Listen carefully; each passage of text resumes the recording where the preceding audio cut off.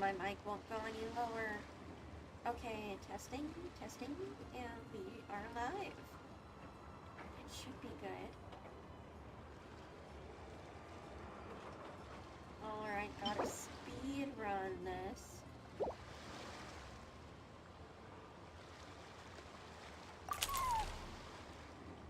Ooh, hello. I won't be reading stuff aloud, so I'll just pause it here briefly.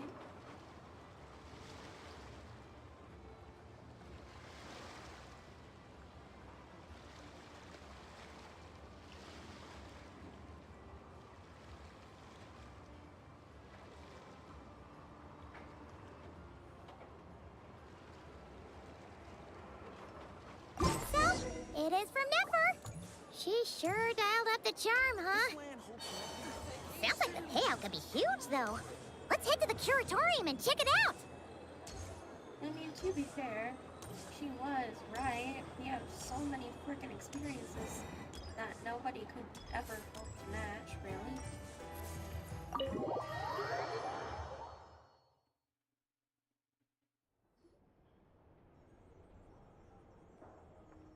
Hello? Anyone here? Ah, you got here even earlier than I expected. That should give us just enough time to go over some details before the opening ceremony. Now, what did you need us to do? How about a cup of tea first? I'm sure it was a long trip. I was still not cry, actually. Now tell me, Traveler in Paimon, have you heard of the Nod Cry Trade Expo? Nope. A long time ago, back before Nasha Town even had that name, this place was essentially one giant black market. I believe it. With no administrative oversight, trade that was prohibited elsewhere was fair game here. So this place began to attract business from all over Teyvat. That does not sound good. Over time, more and more people settled here, and what was once a black market became what is now Nasha Town. I mean, depending on what that's illegal was being sold, yeesh, that could have some horrible consequences. The spirit of free trade has been a local staple ever since. Hence, the Nod Cry Trade Expo was born. Like, we're in a universe that has god remains and crystal marrow and cursed artifacts and a bunch of other stuff. Could potentially get very deadly very fast.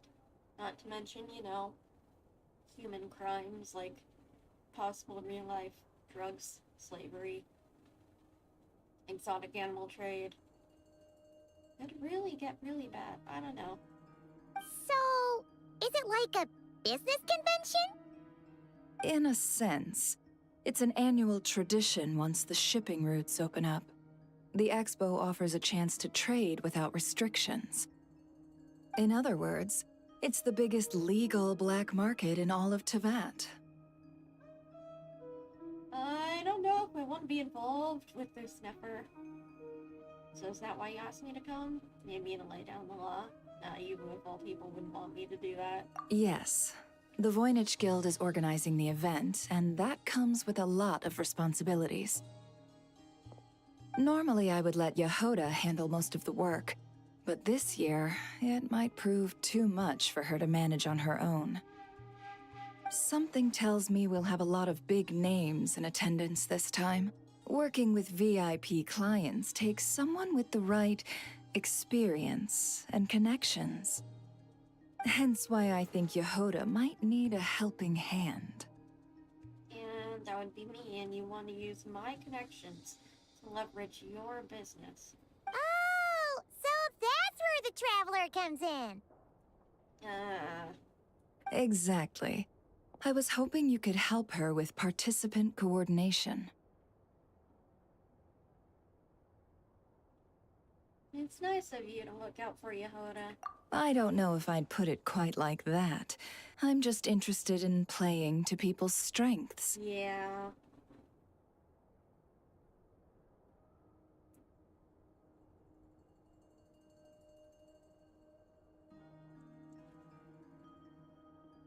Yehoda wouldn't be able to manage it well.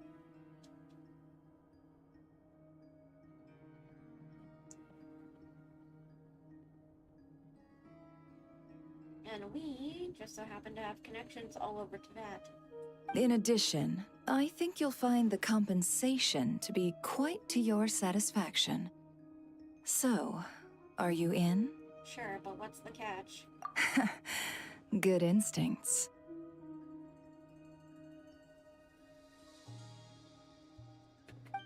I do have one special request, as the one offering this commission.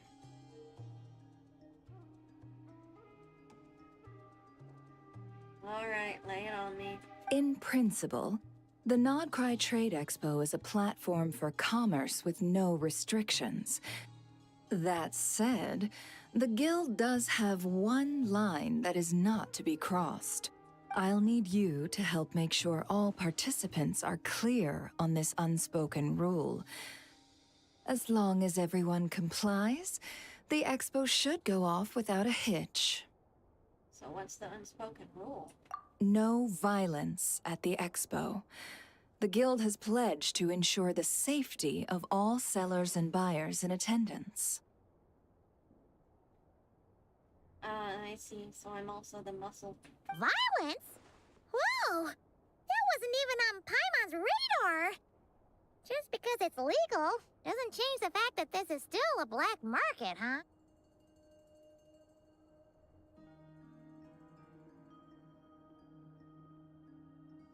Can it be legal if there is no law? If that line is crossed, the event will descend into chaos. Understood. Of course, mediating such situations might prove complicated. So if you ever want my judgment on the matter, just come find me. The expo is being held on the shoreline to the southeast of Nasha Town. Yehoda is working on setting up the booths as we speak. She'll be able to provide details on the participants as well. All right. I suppose I'll leave you to it then.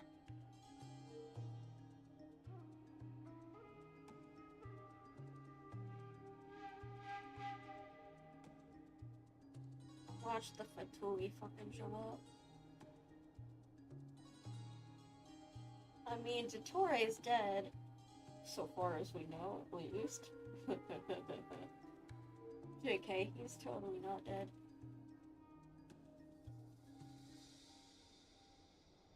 But there's also the concerns of Pantalone and Puccinella. Yep, we got this!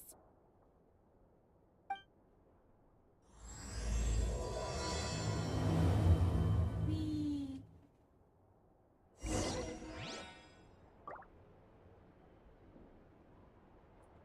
If you find yourself in a tricky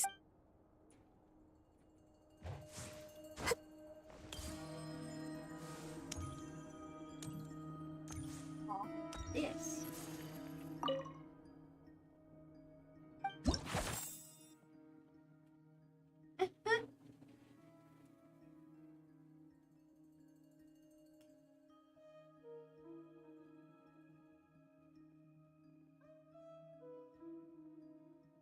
Oh, that's cute.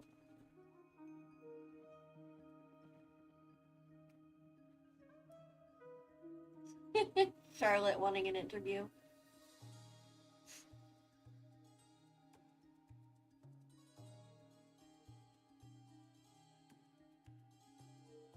This sounds like code of some sort.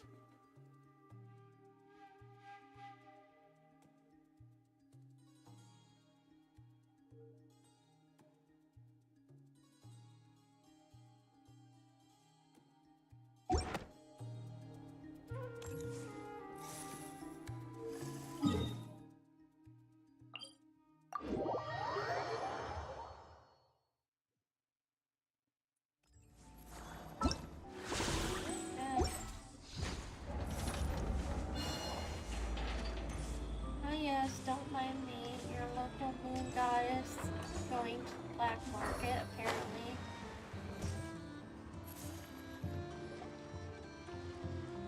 a lot more than just a few booths. Holy fuck.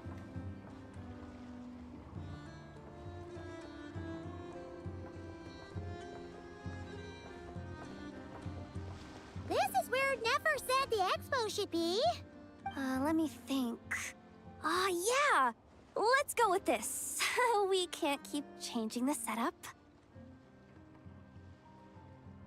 Oh, so we got Natlanese, Fontanian, Nizhnayan, Fatus. Where are the goods being stored? You still haven't told us. And what's the guild's cut on transactions this year? Sorry, one question at a time, please.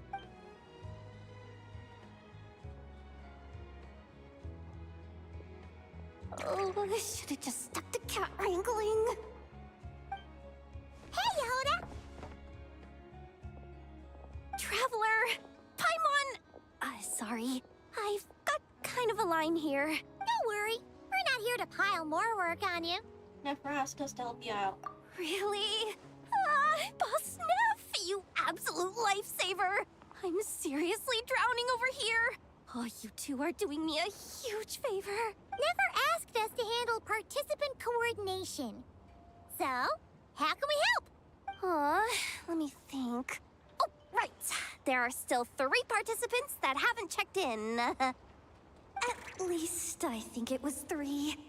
Ugh, come on, Yehuda. Get a grip. I'm not forgetting anything. Am I? Oh boy, that's a mood. I have memory issues. Looks like Yehuda's doing her freaking out face again. Don't panic. We're on your team. Sorry. There's just so much to keep track of. Let's start with the basics then. What does participant coordination involve? Exactly. It's things like registering all the participants, verifying their goods, showing them to their booths. Oh, and if any disputes break out between them, it's your job to mediate. Got it! We're still waiting on the sellers for these last 3 booths. One's reserved for Aino, but as for the other 2, they're both big deal clients from abroad. The kind of people we really don't want to offend, so be extra careful around them, Oh, okay? is this what I heard about? The infamous mafia boss from Fontaine and a pirate captain of Liyue. Hey, the Traveler's got this. What's the worst that could happen? You don't get it. One of them's the captain of some mercenary fleet sailing the high seas, and the other's a top dog in the criminal underworld. Getting on their bad sides, 100% a no-go. And then we're just like, hey, what's up, old pal, buddy, old pal? Beto, McQueen. How's the crew? And then Navia, King of Constellation Metropole. If something goes wrong, let's hope that's a big if, don't engage. Just tell him you work for Boss Neff. Alright. You have a bunch of work still, right? Leave the Merc Captain and Gangster Buzz to us. Oh, lifesavers, the both of you. Not cry hot dogs are on me later, I promise. And whatever else you want. Hello, thanks for stopping by the stream. Anyway, I'm guessing the 2 sellers I just mentioned are caught up with lodging or cargo. You should be able to find them at these addresses. I'd get over there pronto if I were you. People like that don't take well to be kept waiting. Oh, and tell Aino to bust a move, would you? The booth I'm saving for her is in a prime location. If she doesn't come claim it, the other participants are gonna start asking questions.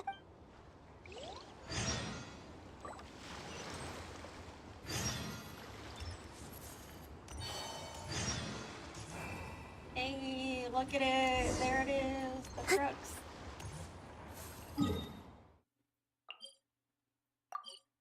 Oh! A new warship belonging to the Crux fleet. Alcor class number 2. Ooh, an upgraded version of the Guizhong Ballista?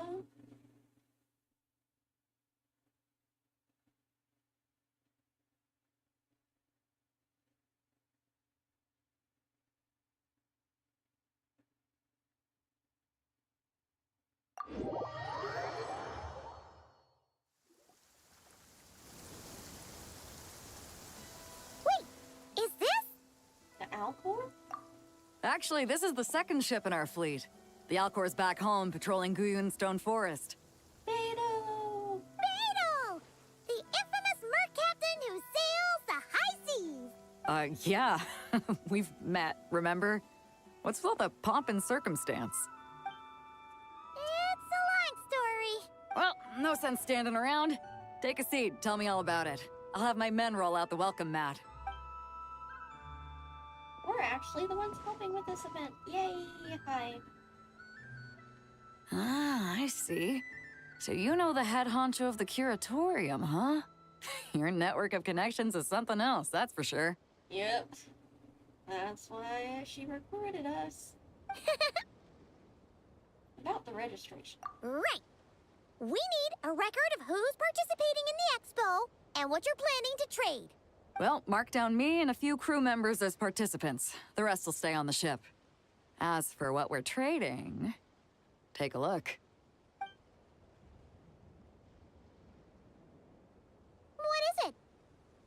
A while ago, Ningguang revamped the Guizhong Ballista. The beauty you see here is one of her new and improved models. It has insane firepower and comes complete with remote guidance for accurate striking even at long distances. I just know people are gonna be fighting to get their hands on it. Oh yeah.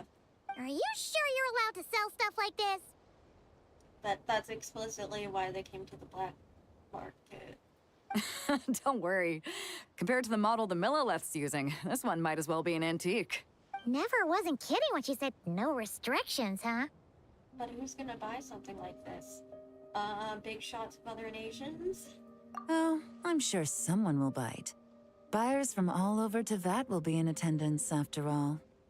Hey, Yelan. Yelan? Ah, sorry. I was so busy with the cargo, I forgot to mention that Yalon was aboard. No worries. You here for the expo too, Yelan? No, I'm just here for work. Captain Beto was kind enough to lend me a ride, so no need to register me with the expo. Anyway, it's been a while, Traveler. If you get the chance, be sure to pass along my regards to the head of the curatorium. What kind of work? Aether, don't ask that of a government agent. The sensitive kind. Sounds like our cue to stop asking questions, doesn't it? 100%. Well, I'll be off then. Once I'm done with this, drinks are on me. See you later. About time! I've been itching to see Nod cry from the bottom of a bottle. All right, that's it for registration. Follow us, and we'll take you to the venue.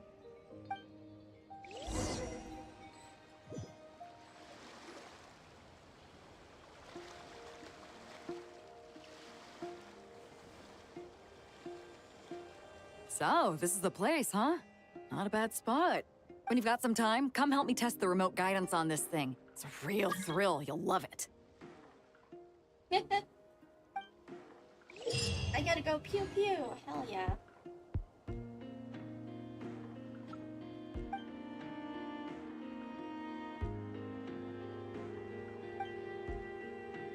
Oh, it's like that other battle mode with Jean and the thing.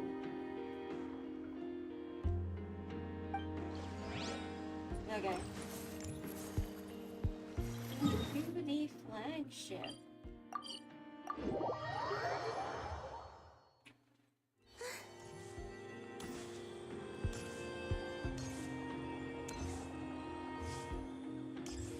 And this is where I'll see Nadia, of course.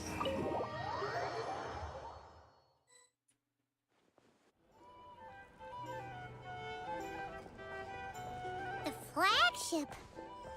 Guess this participant decided to figure out lodging first. Partner, Paimon. Hey, Navia! Navia! It's been forever! I'm guessing you're here for the expo? You got that right. Representing the Spina di Rosula, of course. Top dog of the criminal underworld. Yeah, that checks out. Is that my new nickname? I'm not opposed. It's kind of snazzy. It's great that we found you. We're working a commission to help with participant registration right now. You know, goods verification, stuff like that. Oh, I see. Well, in that case, take a seat. I ordered a whole bunch of food. Clorand and Chevreuse went to unpack some things, but should be back in a sec. Oh, speak of the devil. Oh, Chevreuse, eh? You think it's a good idea to take law enforcement officers to a black market? Talking about us? Clorand! Chevreuse! You're here too! Nodcry is a chaotic and dangerous place. Considering the Spina's importance to Fontaine, the last thing we need is for something to happen to its president. I do find it nice to travel with friends, but come on. Look who you're talking to. What's the worst that could happen? You beat shit up with your umbrella. I mean, technically the worst that could happen is like really, really freaking bad, where like the doctor comes back and kidnaps you and... but, yeah, you're probably good. With that nonchalant attitude, it's anybody's guess.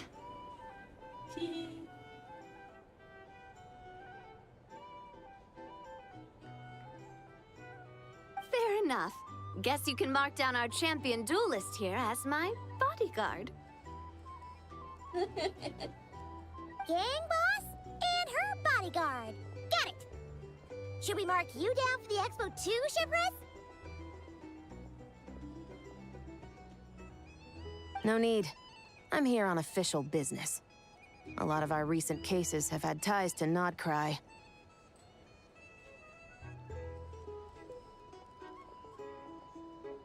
Again, Paimon inviting a law enforcement officer to the black market. And that's Paimon's cue to butt out.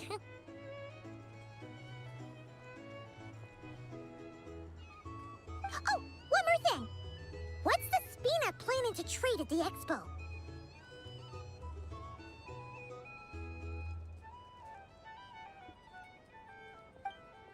Oh, this right here. It's one of the Fontaine Research Institute's newest inventions. It's a kind of relay system that allows the user to unleash Pneuma and Usia energy in battle.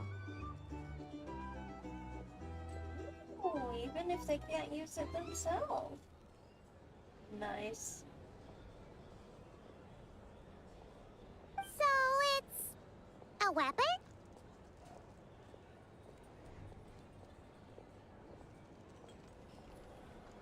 Could be, but probably also has other uses.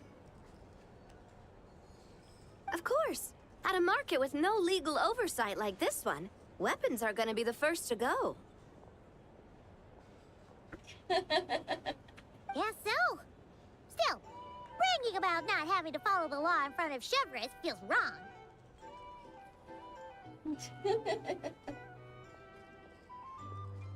I don't mind.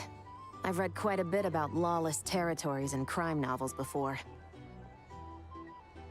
Oh, really now? And what do you think?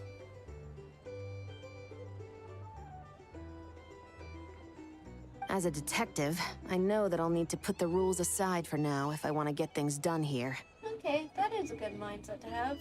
Definitely not one I can ever have, but... I'm more of a paladin type myself. And on that note, I should get to work. I've got patrol members waiting on me.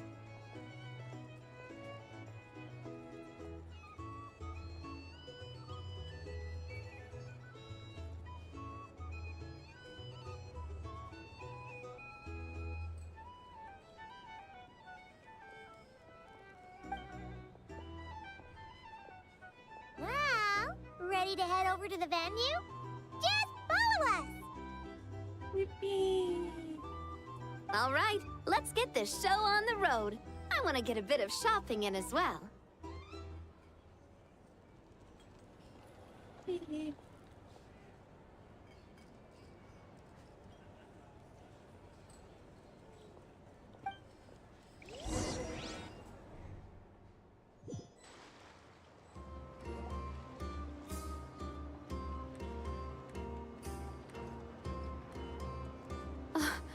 Wow, it's even bigger than I expected. I'm hoping more people will show up, though. It'll get busier once things kick off. Still, looks like Yehoda needs a lot of help. Well, Clarand and I are all set up for now. Be sure to stop by our booth when you get a chance. Yay! Will do.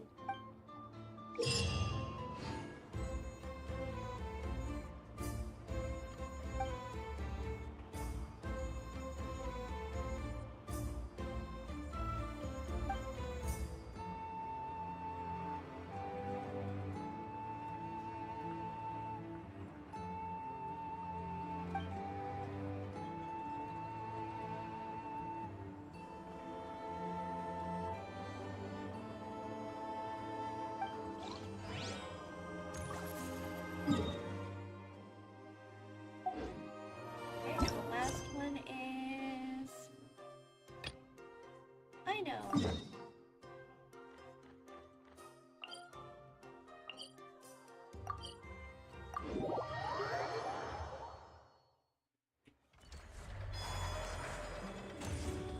I know, get your booty over here, please.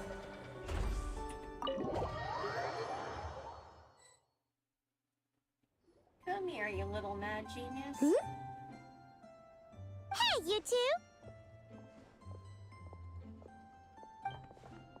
Traveler, Paimon, hello. We're helping out Nefer with some expo stuff, and we heard the Krumkake craft shop is taking part. Correct. Aino is just doing a final round of debugging on her Thwack and Smack defense bots. Oh, that's so cute. I love Ino's little things. Oh! Is that her submission for the expo? Yes. Moles and other small creatures often steal from the craft shop, so Aino designed a defense bot based off of them to protect this place. Upon further testing, these bots turned out to be highly effective, so she decided to perform some upgrades and bring them to the expo. Yay! Wait! So Aino is actually gonna trade one of her bots? Not exactly. With the exception of a few special orders, Aino rarely sells her finished products. What she's trading at the expo is the blueprint, not the finished product. Oh! So, are you guys ready to head over then? Yehoda asked us to speed things along a bit. She's saving a super good spot for you, and she's worried people are gonna start asking questions. I told her I need to finish debugging first. There's no point in rushing or I'll have nothing to trade. Oh! Paimon's never seen Aino this serious before. The craft shop is experiencing a severe shortage of funds. Aino is hoping the expo will improve our financial situation, so she's being extra thorough. Ah, good to see you being all responsible. Where'd all the money go? Some kind of expensive research? Negative. It's our dessert funds that are lacking. We have had at least 47 cases where excess dessert purchases have led to a shortage of research funds. I know. As such, I decided to split up our research and dessert budgets. Aino is forbidden from dipping into one to transfer to the other. That is a smart idea. And not too long ago, she cleaned out the entire dessert budget for this month. I see. No surprises there. All right, done. Thwack and Whack defense bots, do me proud. Looks like we can head over now.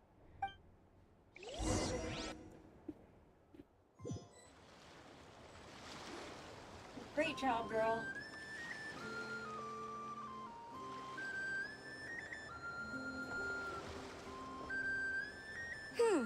This looks like a good spot for the demo platform. This new bot looks pretty interesting, Aino. Swing by and try it out whenever you want. It'll blow your mind. I just know it. Thanks for the help. No problem. Oh, and for registration, is it just gonna be you two? I will be participating, but there is no need to register, Aino. She doesn't like to be around a lot of people. Once the expo starts, she'll head straight back to the craft shop. Oh, good point. Yeah, probably best to not have this little girl around a bunch of potential criminals. The 3 participants that Yehoda mentioned are all set now. Let's go give her an update.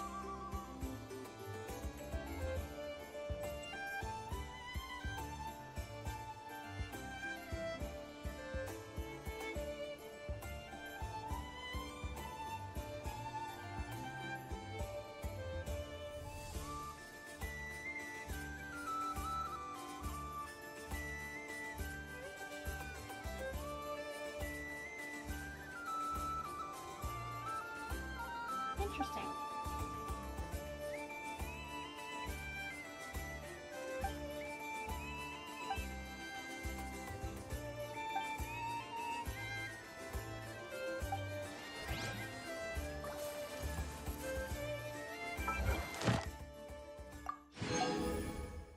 Oh shoot. Oh well.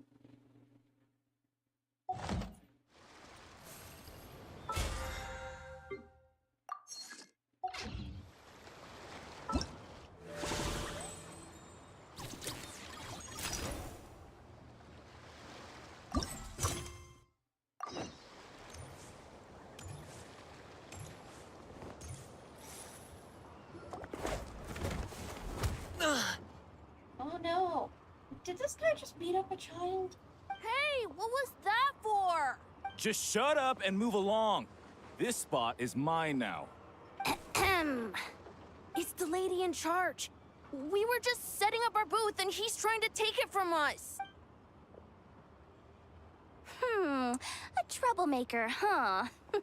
The expo announcement spells it out clear as day.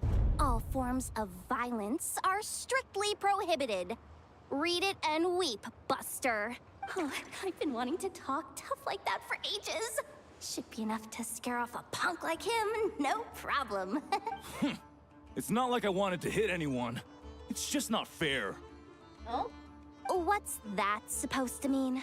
We all know the black market stuff is in the highest demand here. So how did these dwarfs get a spot selling these stupid toys? I did some digging, and guess what? Turns out these brats have connections in the Voynich Guild. Obviously, someone pulled a few strings to get them here. But me, I miss one stupid deadline, and that's when the rules start to matter? Give me a break. Hey, we earned our place fair and square. As if. So, you're slinging out the easy targets, huh? That might work for you on the outside, but not here and not under my watch. These kids earned the right to be here, same as everyone else. Don't believe me? Take it up with the guild. We'll see who comes out on top. Just you wait. Who the heck was that? Just some punk looking for a fight. But I scared him off without even lifting a finger. I'm still shaking. It was close. Almost had to pull the Nefer guard. Well, he's lucky he decided to run off, or we'd have helped teach him a lesson. Thanks a million, miss. All in a day's work. Anyway, knew I remembered you guys. Your guardian works for the guild, right?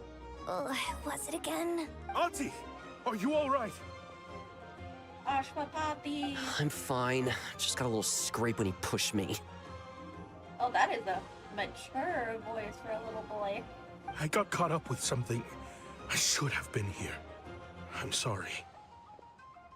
All right, Ashwapati. The one man in the guild who wouldn't know profit if it hit him in the face.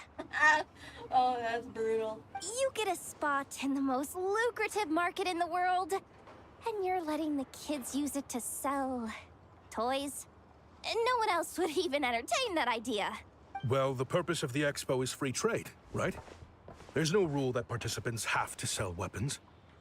No, but most people know what's gonna make real dough. Unlike a certain someone.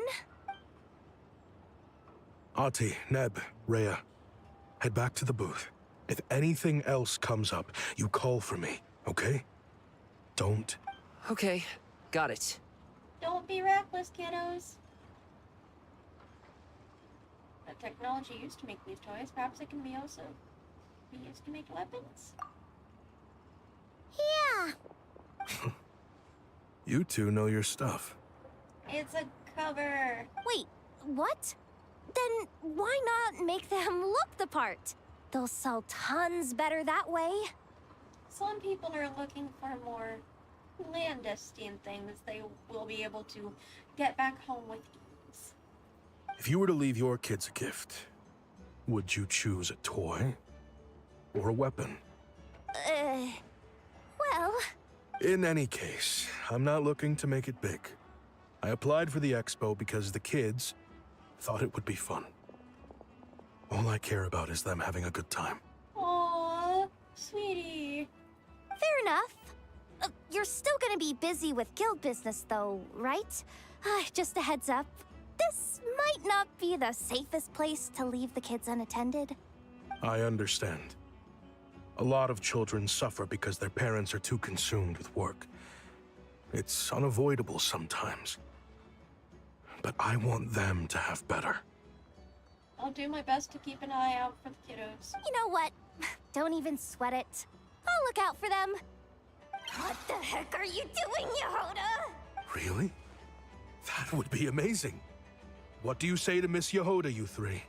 Thank you, Miss Yehoda. My pleasure. Just have them come find me if anything comes up. I'll keep an eye out for them too. Got it. I should get going then. Adults should always, even if they don't like kids, they should always look out for their safety and well-being. I dislike... Wow! Way to step up, Yehoda! I dislike kids. They are loud, and I have sensory issues. It can hurt sometimes even being around them. But they're just kids. They can't help it. They need to be taught better and protected, is all. I'm just looking out for some kids. How hard could it be? Then again, I bet I'll be swamped with disputes to settle once this thing gets rolling for real.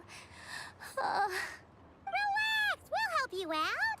Oh, also, we registered the last 3 participants. So, the expo can start now, right? Are we forgetting a participant somehow? Wow, already? In that case, let me go get things ready for the grand opening. Talk to you later. She really does have a lot on her shoulders.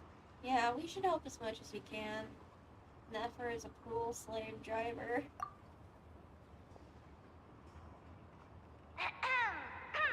Attention, everyone! Participant registration is now complete. Hey! On behalf of the Voynich Guild, I am pleased to announce that the Nod Cry Trade Expo is open for business.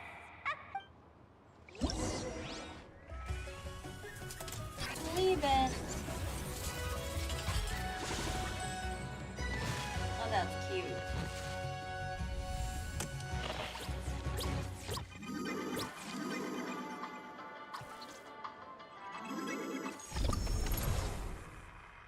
Oh boy. I've got to speedrun these, don't I? Or do I have to? Whoa! There are so many people here now that the expo's officially underway. Should we take a look around? Or maybe check in on our friends first? First, let me turn in my commissions before I forget. Add Astro. Thank you for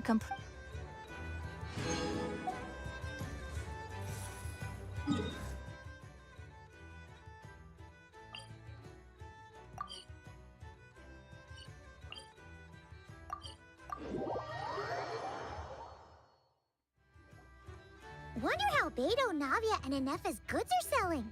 Let's go check! Excuse me. According to the expo announcement, you are in charge of mediating disputes between participants, correct? Yeah, did something happen?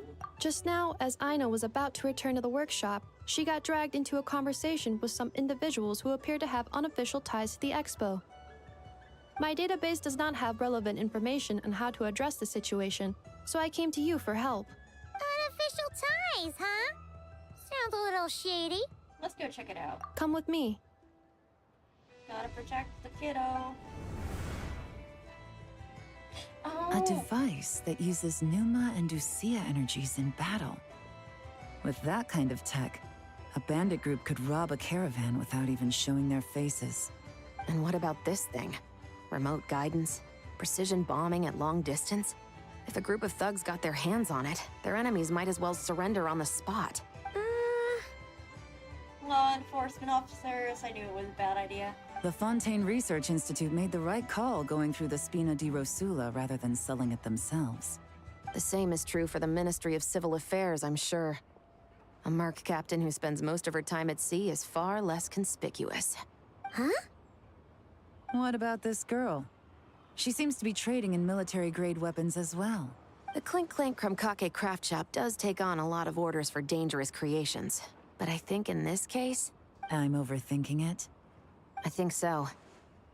Elon? Chevrolet? What are you doing here? Traveler? Paimon? How did you find this place? Although this location is indeed rather secluded, Aino has equipped me with a special sensor module. With it, I was able to detect that you had pulled her aside for questioning. The rumors are true then. She's quite the little engineer. Can you tell me what this is about already? Apologies, but it's a matter of utmost importance, so I had to be sure. After our conversation, however, I can confirm that Aino is not involved in this case. Traveler, could you help us clear up this misunderstanding? They're no danger to her. Why don't you get Aina out of here? Understood. Poor Aino. Based on our conversation just now, I'm guessing neither of us is the target the other is searching for. I second that. And since our strategies were so similar, I'd wager we're after the same person. When we talked earlier, it seemed like you folks were hiding something. Yeah, Paimon thought so too. Well, I wasn't planning on dragging you into all this. But now that I appear to have gained an unexpected partner, I suppose I might as well explain. I trust you, Traveler, and Miss Chevrolet seems to do the same. With you here, I'm hoping we can avoid further misunderstandings. Hey, I'm a mediator between two governments now. I'm a diplomat with no training. Agreed. I'm all ears.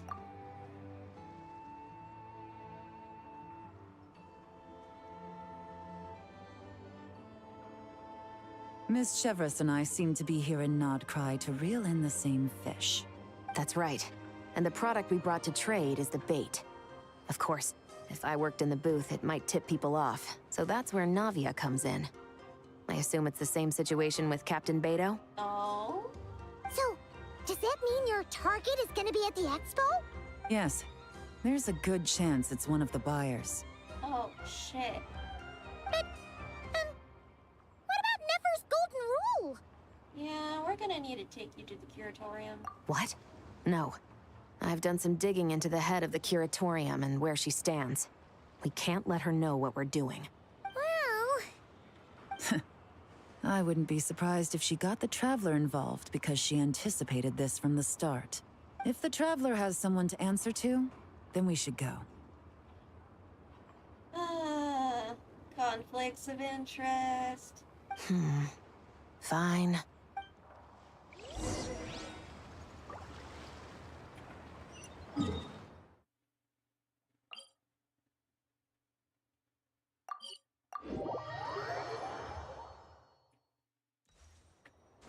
Yeah, please don't make this hard for me.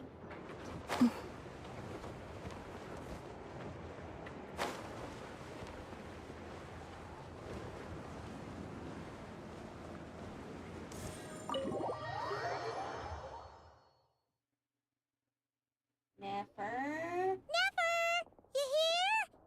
Turns out, we actually do need your help with something. Ah, Miss Yelan from Liyue, and Miss Chevreuse from Fontaine. It's quite the honor. Forgive me for not greeting you sooner.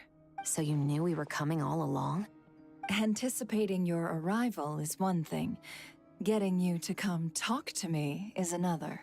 And that's why you put the Traveler in charge of participant coordination. You knew we trusted him enough to tell him the truth about our plans.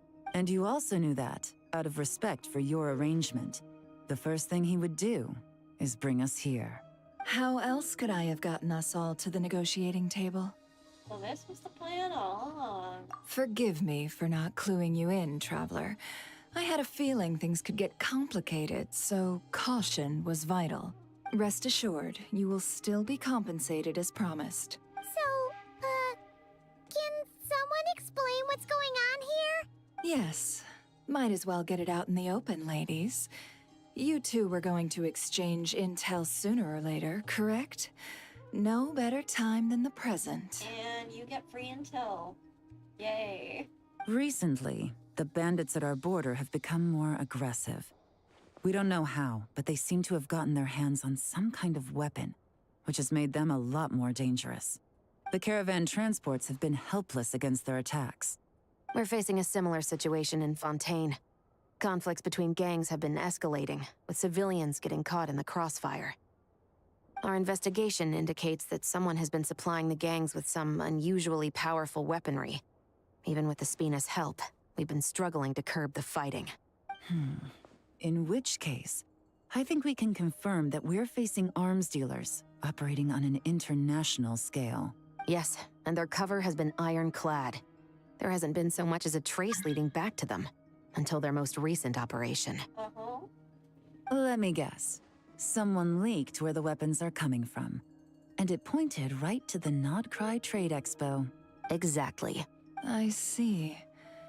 Well, weapons tend to be a hot commodity in a market with no restrictions.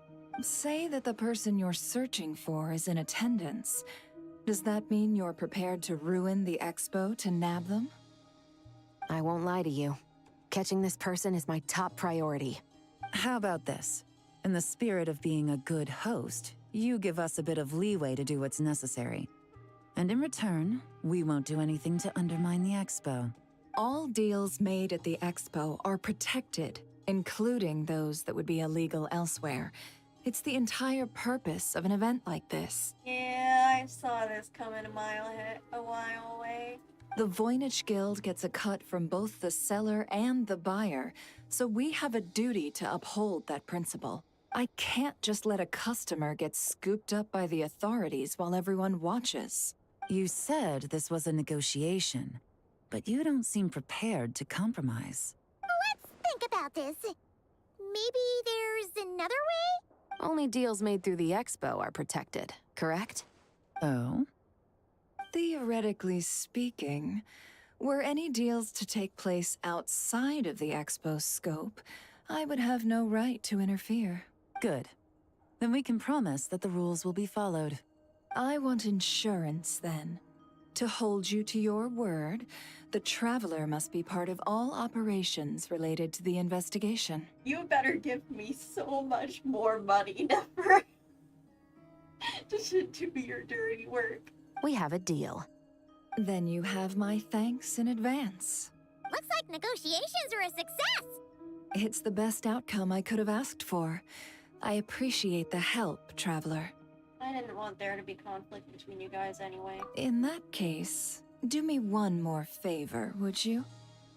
When this is all over, I want to hear the real story behind everything that goes down. Even more intel for free. You better give me a fucking raise. This is way beyond the initial, job offer. When this is all over, I want to hear— Looks like we'll be working together quite closely. The pleasure is all mine, of course. This whole negotiation really feels like something out of a light novel.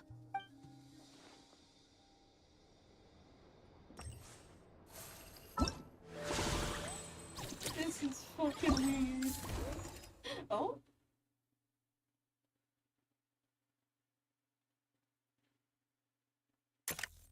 Oh, there are several little anecdotes.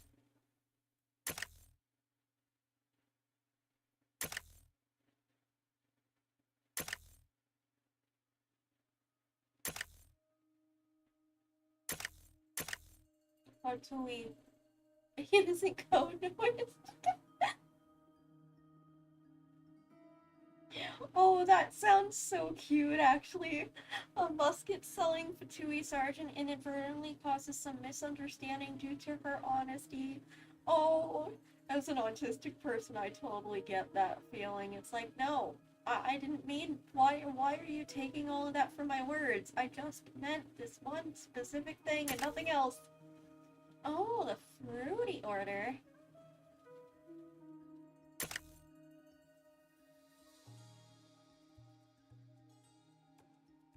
Demanding but afraid. Authentic wine? Crud. Or somebody who freaking stole Diluc's wine.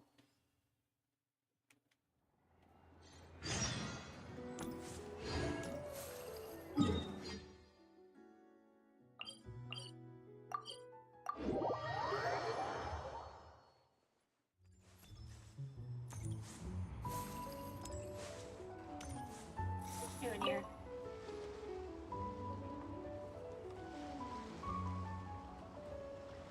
What are you doing? Why are you hiding?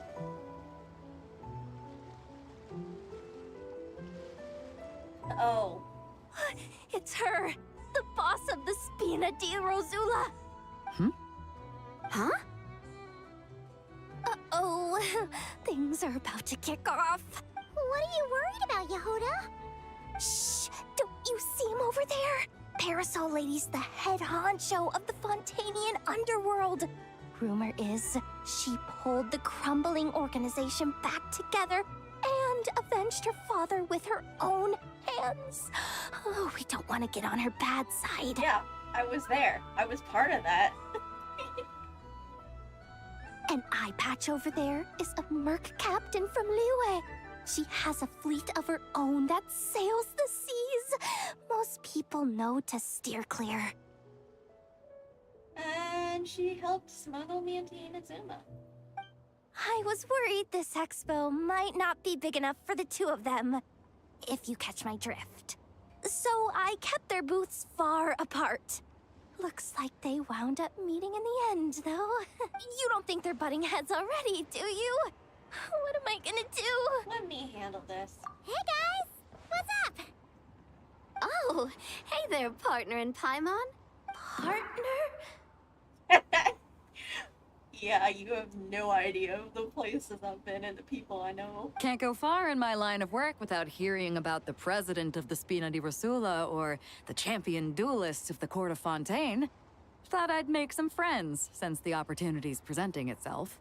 Plus, now that the travelers arrived, I wonder if these ladies might just agree to coming aboard for a drink. What's the traveler got to do with that? You're too kind, Miss Beto. So, the thing is, over there is a friend of ours. She's managing the expo, and seeing as you're all big shots where you come from, she was worried you might, butt heads. Is that so? Well, I think you can put her at ease. Yeah, and if there's anything we can do to help, just say the word. Yay! Well, there you have it. Nothing to worry about. These people are your friends. How is that even possible? They don't call me the traveler for nothing. Hey, you want me to regale you with the tale of working with the Spina or being smuggled into Inazuma?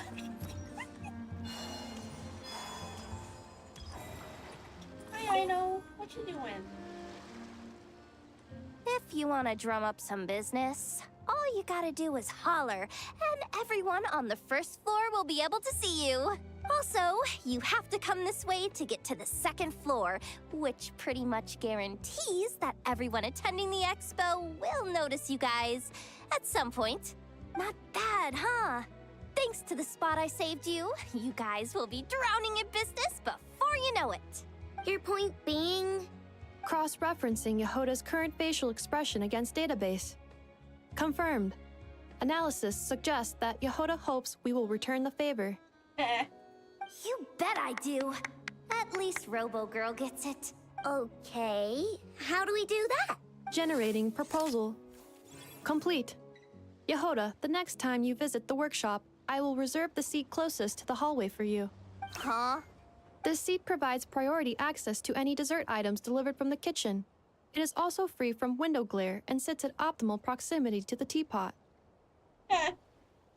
You are...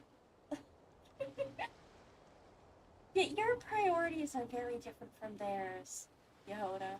By reserving this premium spot for you, I can guarantee you a most enjoyable dessert sampling experience. That's your idea of a fair trade? Yes. Are you kidding me? That spot's usually reserved for me. I'd never let you take it if I didn't have my dessert budget to consider. What's going on? Yehuda looks upset. All right, I'll level with you. Since I saved you such a great spot for your booth and all, could you possibly lend me some technical support? Please? Technical support? This year's expo is way bigger than ever before, which means there's definitely gonna be more shenanigans going down too. I know, surely you have some kind of contraption that can, like, scare everyone at the expo into compliance or something. As the manager, I need something I can fall back on in case the you-know-what hits the fan. You have the world-famous traveler doing security right here. I have fought gods, Yehuda. Let me think. If things escalated that far, shouldn't you just report it to Nefer instead of trying to deal with it yourself? Well, yes, technically speaking. But if, for example, it was somehow kind of my fault to begin with, I'd probably be better off solving it myself on the DL. Okay, what happened? Remember those 3 kids? Well, that punk who was harassing them wasn't just some random nobody. He was just the one that got picked to stir things up. There's a whole bunch of people here who aren't happy with the booth situation. Now, obviously, they don't have the guts to pick a fight with the Voynich Guild directly, but apparently, they at least have the guts to harass 3 kids outside the confines of the expo. The problem is, I'm not really supposed to get involved with anything that isn't strictly to do with the expo, so the whole thing would kind of be hard to explain to Neff. Not that I regret what I did, but jeez, Yehuda, you sure know how to make life harder for yourself. Her spirit just left, ascended. Okay, yeah. Sounds like we need to be smart about this. I know, do you think you can help Yehuda out? Fine. Just this once, I guess I can lend you the Clink Clank Crisis Control Switch. Agreed. This option meets Yehuda's requirement for an expo-wide intimidation strategy. A Clink Clank Crisis Control Switch. What's that? This little guy right here. I made it recently after getting myself into a really sticky situation. To activate the switch, you just need to give him 3 taps on the head. If you do that, there's pretty much nothing in Notcry that you won't be able to handle. Oh, really now? Really? So what actually happens when you activate it? You'll find out if it comes to it. But I'm only letting you use it once, so you better save it for when you really need it. Okay, cool. I'll take your word for it.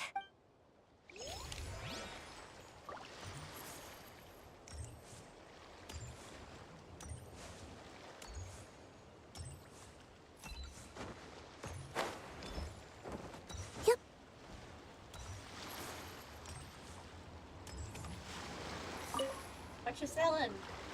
This exhibitor's demands are ridiculous. What's wrong? This exhibitor is apparently selling some rare Natlanese artifacts. And he's making some extremely unrealistic demands about how he wants them stored. I know the contract says that we're responsible for storage, but I'm sorry. It's unreasonable to expect us to meet these requirements. Unreasonable? These are rare and very fragile historical relics we're talking about.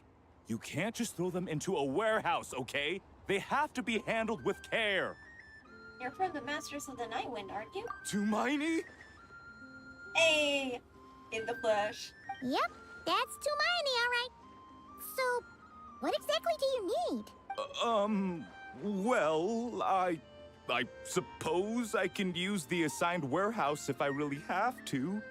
Just don't tell Granny Eatsley about this, please. Nice negotiating with you. Whatever Tumaini means, it seems like it carries even more weight than name-dropping Boss Neff. I kind of saved the entirety of Natland from the destruction and the abyss itself.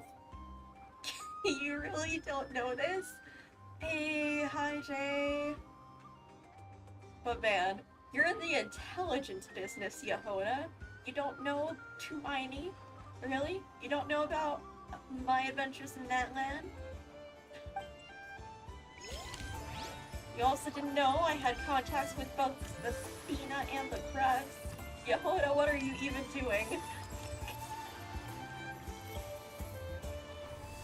Lockaberry!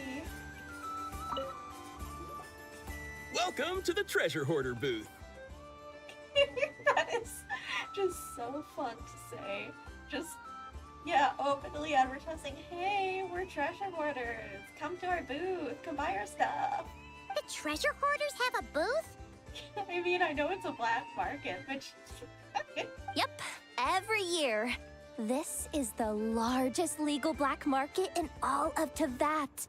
The stuff they dig up is perfect for a place like this. But can one person really represent their entire organization? No way. Treasure Hoarder is just a catch-all title. Their internal structure is crazy complicated. Yeah, a bunch of different cells and stuff. The thing is, the members who'd apply to set up the exhibits used to give themselves ever more highfalutin titles. You know, to boost buyer confidence. Over time, it became an unwritten rule that each expo can only have one treasure hoarder booth. The different factions usually duke it out beforehand for the right to take part. To be honest, I see myself as a member of the Fruity Order first, and a Treasure Hoarder second. Fruity Order? That sounds familiar. Of course it does. The Fruity Order is known far and wide for its heroic deeds. Yeah, like, Yehoda, this is like a world news level stuff. It's not hidden. It's like front page of the newspaper level stuff and you don't know it? The Fruity Order's a familiar name around here, at least. They've been winning the Treasure Hoarder Expo rights for a few years now. Although, this guy's a new face.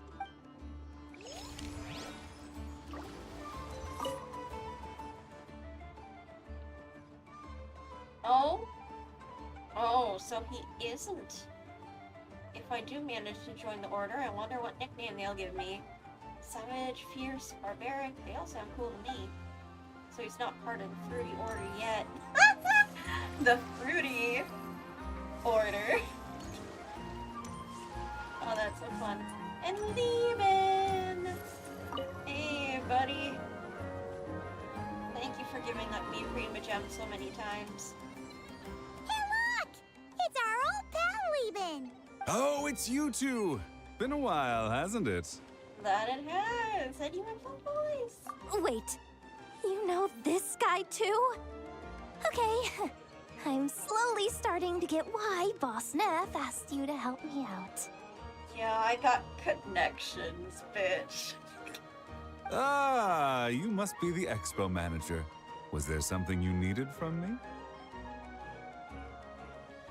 The Fruity Order is from a world quest in Fontaine, but Lockaberry here is new. Lockaberry is the name of a nodcry fruit. And he said that, oh, I hope they'll give me some cool nickname when I join the order. So he might be either like an initiate or just like faking it. Like a fanboy trying to pass off as the real thing. But yeah, the Fruity Order had an entire whole quest line dedicated to themselves, yeah.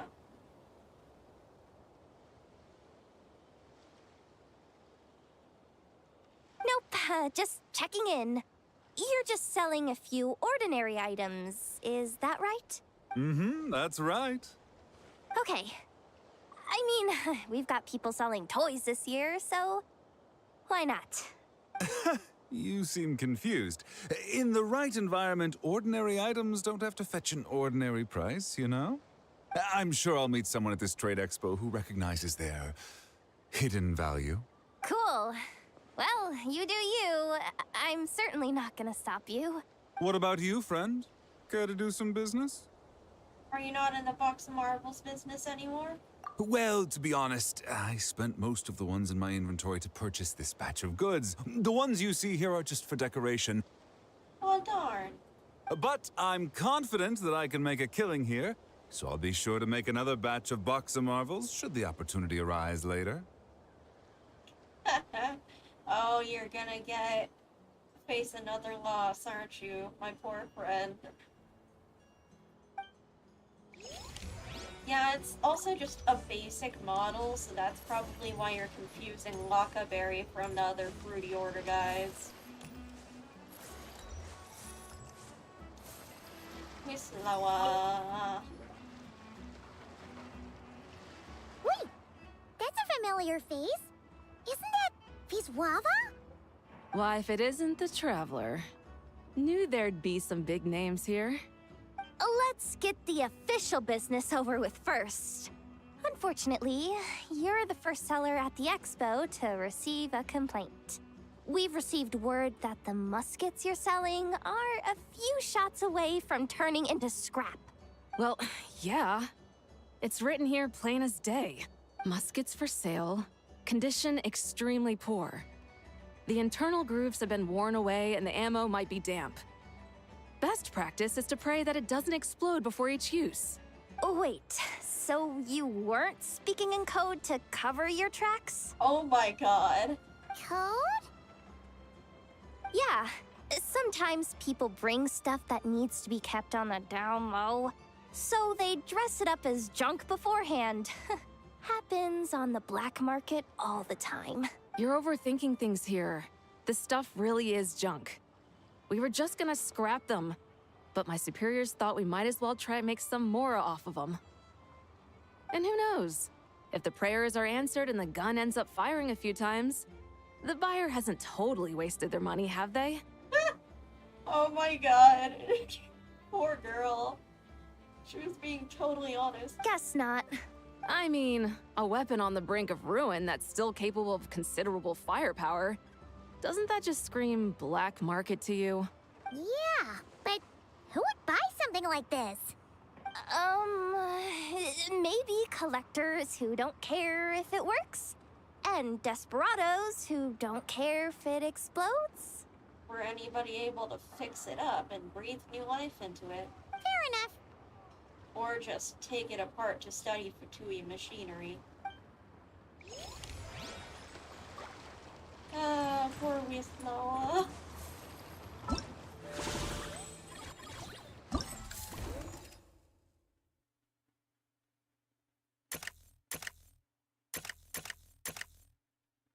Time to see authentic fine wine.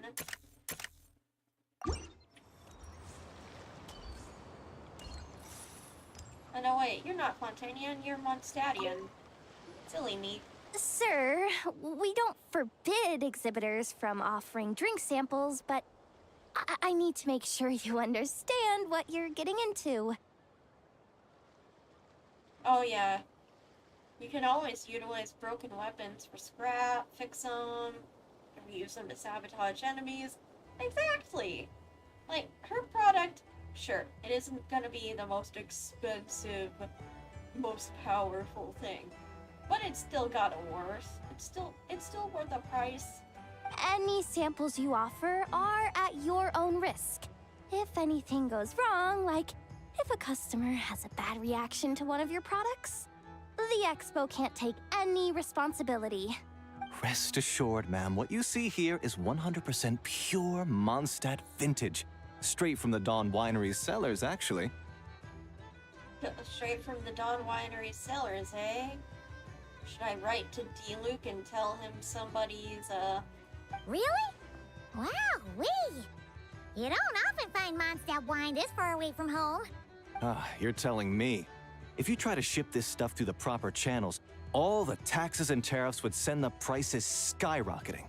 But that's where my connections come in. With me, you get Mondstadt wine at Mondstadt prices. Cool! What kind of connections? Hey! You can't go around asking people questions like that! I mean, normally, yeah, sure, but I'm literally friends with the owner of Dawn Winery.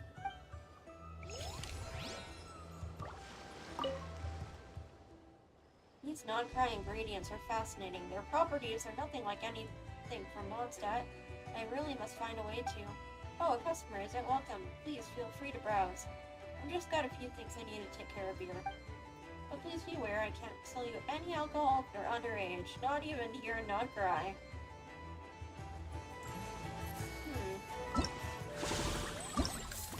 Interesting.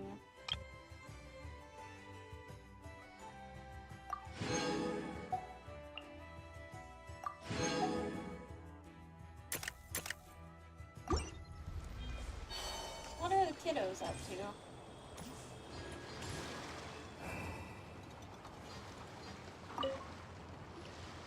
Have you been to the Clink Clink Krumkake Craft Shop's booth yet?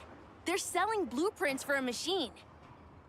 Maybe you shouldn't stand on the table, little dude. I know this is like no rules and all, but... With everything Uncle's taught me, I bet I could build one of those thwack and smack defense bots. We should buy a blueprint. Sounds like a waste of money to me. We should be spending our expo earnings on more important stuff like clothes. But Uncle said the most important thing is that we have fun. Guys, please don't fight. I hate to break it to you, but I'm afraid no one really comes to this expo looking to buy toys. If you make any more here, it won't be nearly enough to buy yourselves a blueprint. I doubt it'll even cover your new clothes. Oh, hi, Yehoda. Hi, Traveler. I came here to make sure you kids stay safe, so listen carefully. If you want to look around the expo, that's fine, but you need to be extremely careful when talking to any strangers. Okay? A lot of crazy people show up to this expo, both sellers and buyers. You don't know what they might be capable of.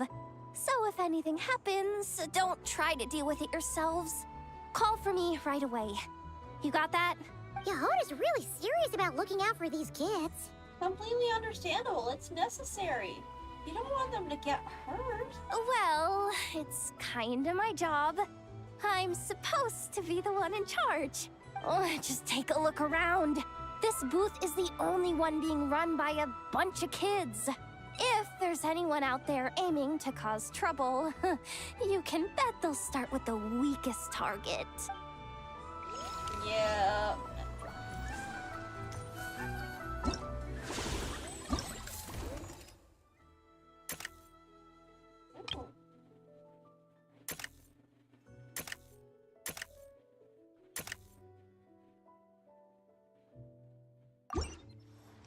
Oh wait, they're from Sumeru. Ah. I suppose I got their clothes mixed up with the Natland kids. Very similar colors to some of the tribe kids.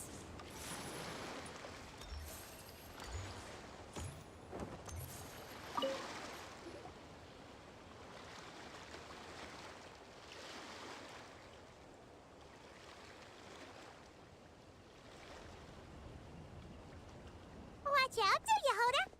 Just keeping an eye on things. Looking out for any problems that might need me to step in. Hey, you three! What are you doing here? There should be at least one of you manning the booth at all times. Accessing booth operation logs. Analyzing. Neb left to try and buy a new blueprint. Ati soon followed to try and stop him. Finally, Rhea came to mediate between them. Aw, poor kid. I keep telling you, we don't have that much Mora to spare. I just wanted to have a look. What's wrong with that? Guys, seriously, stop fighting.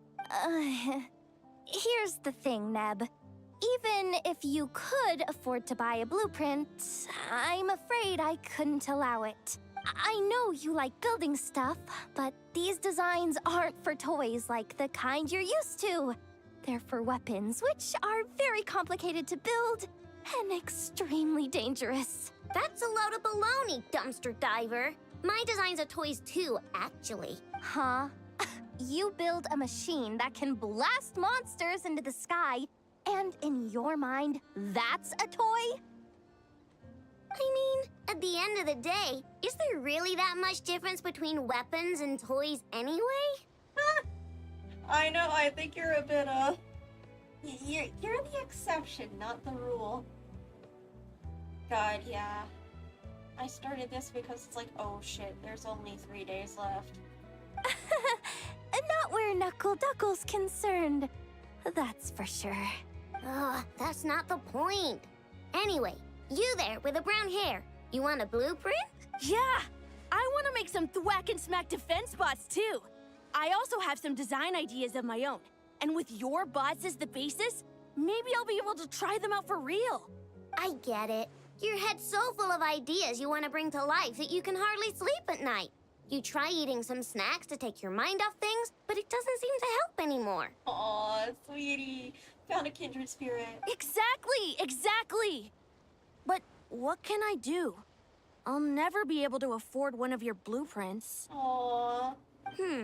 Well, you must have blueprints for the toys you've made too, right?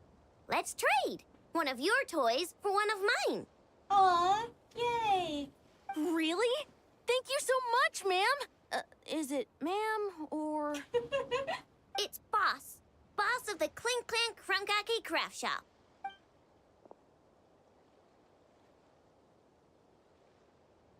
Thank you so much, boss of the Clink Clank Crunkake Craft Shop. That was very thoughtful. Who are you, and what have you done with Aino? Yehuda, don't say that. That's so rude. That was another kid she could relate to. Have you forgotten she grew up on the streets with scraps and had to build everything herself? Shut the fuck up. You are so insensitive. What's that supposed to mean? I'm a boss, aren't I? A lot of people depend on me. Looking out for them is a big part of the job. Did that really just happen? For a moment there, Aino stopped being a little kid and acted like a full-on grown-up. A grown-up who's shorter than the kid she was looking out for, but still. Good on you, Aino. Previous records indicate that Aino has a 94% chance of adopting such behaviors when encountering a child in a similar situation to herself. That's exactly what I was saying. It's so obvious. And you guys are claiming to be the adults. Yeah. Stupid.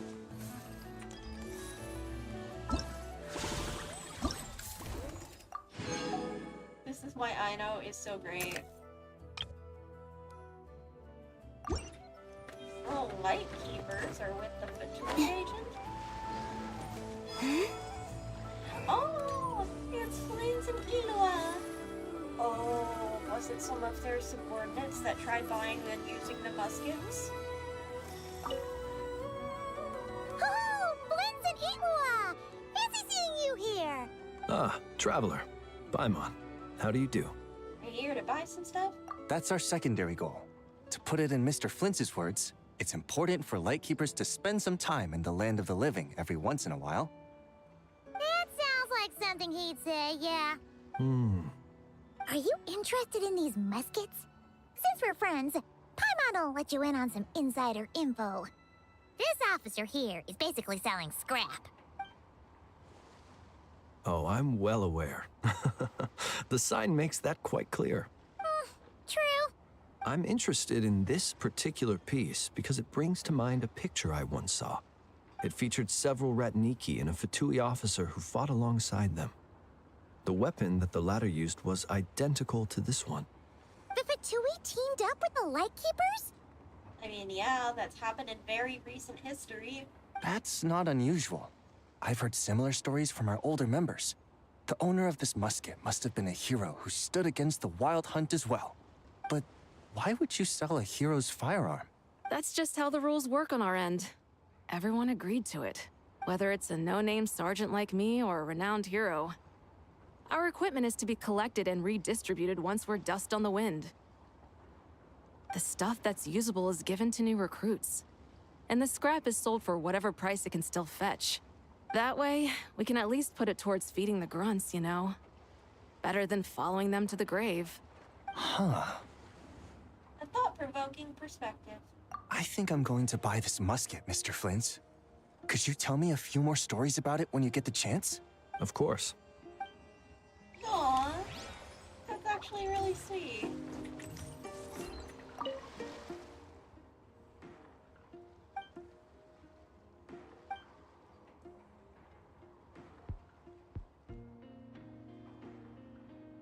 A newer high-end custom model along with a dedicated gunsmith to keep it in tip-top condition. Oh. Is that why, was this a prelude to the trailer we just got where the Traveler has a fucking gun? Is that what we end up getting? A high-end custom-made musket?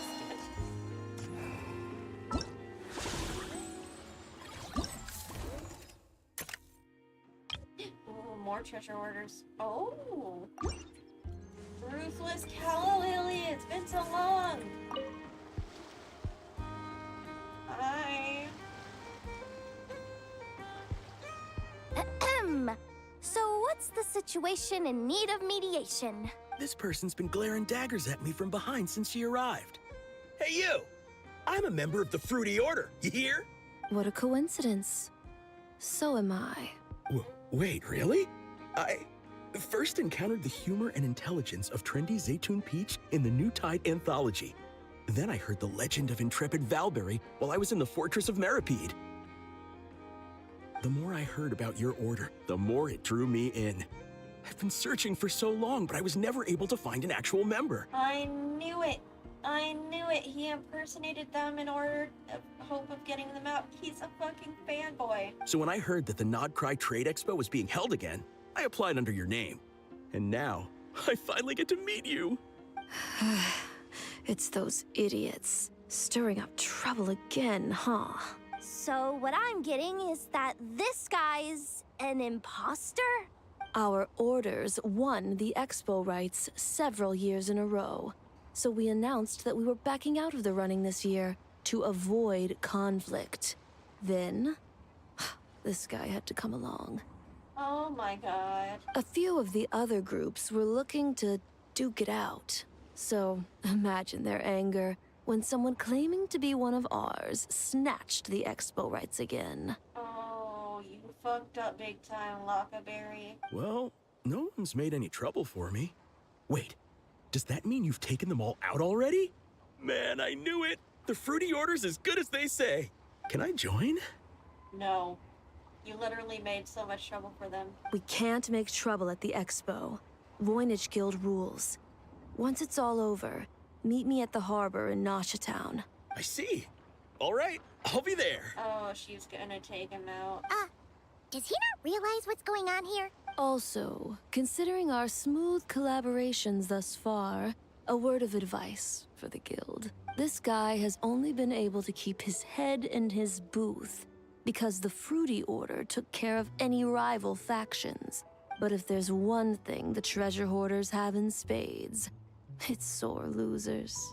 Since our order has proven untouchable so far, they're sure to find easier targets to vent their frustration on. Oh no, not the kids! So look after those kids. Aww. Ruthless Calla Lily, you care about the kids. Oh, that's so sweet of you. Huh. So this guy has been responsible for more than one conflict so far. Bitch. Stab.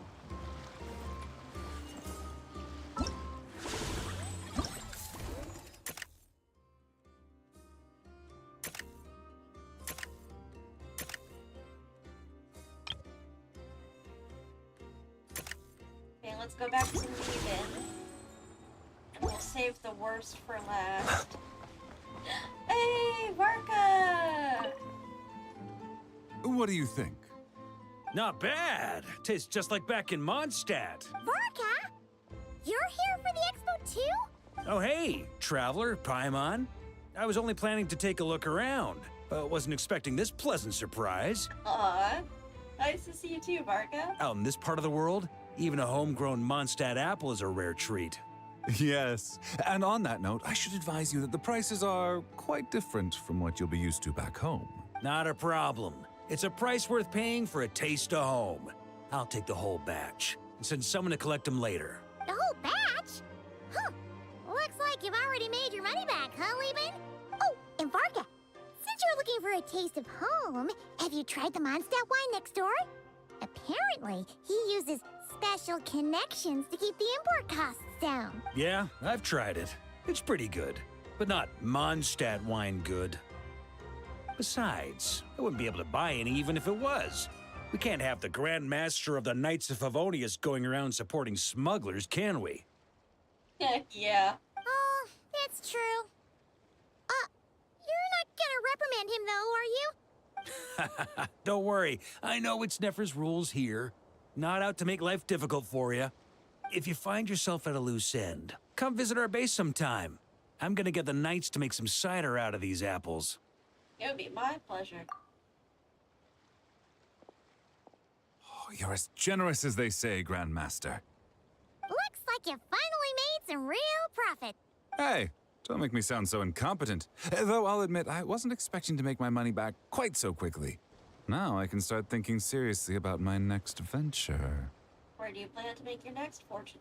I'm planning on heading to Snezhnograd, actually. I hear they're running low on lots of supplies because of Project Stuja. That's a business opportunity if I've ever seen one. Ooh, Project Stuja. With any luck, maybe I'll have the pleasure of seeing you there. Oh yeah, you will. Well, good luck out there. Hope you strike it rich. Well, it's been 2 days. Wonder how the investigation's going. I knew it. Diluc. Let's go check in with Yelan and Shepras. Hi, Master. I can't believe you came all this way to investigate me.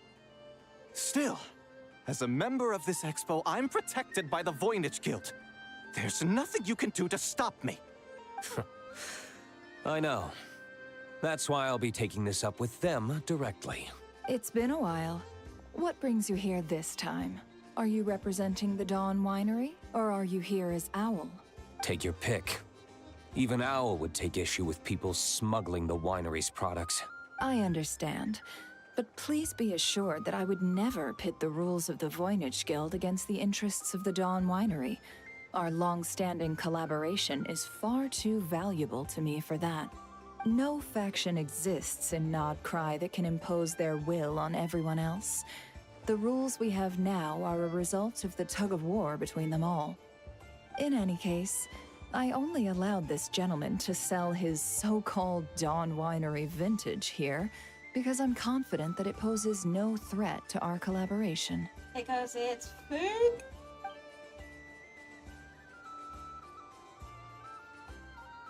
I see. So this isn't from our cellars at all. It's not even from Mondstadt. Yeah, just false advertising, not actual theft. You? I'm guessing you learned a few of our winemaking techniques, then brewed your own liquor using local ingredients from Nodcry. Imitations like these are no threat to our business. Just you watch. One day, my wine will leave the Dawn Winery in the dust. Good luck with that. Like, I understand wanting to put, like, a big conglomerate with, like, all that history and, like, yada yada yada, old wealth in the dust.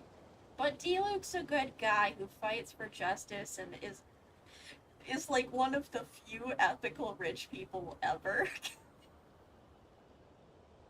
I mean, you can debate the ethics of his vigilante work, but as a businessman, he happily pays the most taxes. He is not the rich we should be eating. I'll grant that your wine is a perfectly palatable product. But the fact that you didn't dare to sell it without attaching our name to it speaks volumes. That alone tells me that I'll never need to worry about any serious competition from you. Leaving so soon? Can't I persuade you to come to the Curatorium of Secrets for some tea with me and your 2 old friends? Diluc, hi! Hey there! It sounded like you were discussing business, so Paimon didn't want to interrupt. I'm afraid I'll have to decline. Aww. That's a shame. Next time you're back in Mondstadt, pay a visit to the Angel's Share.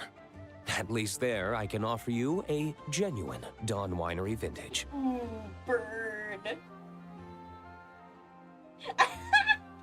I mean, honestly, yeah. Gonna suck that sausage.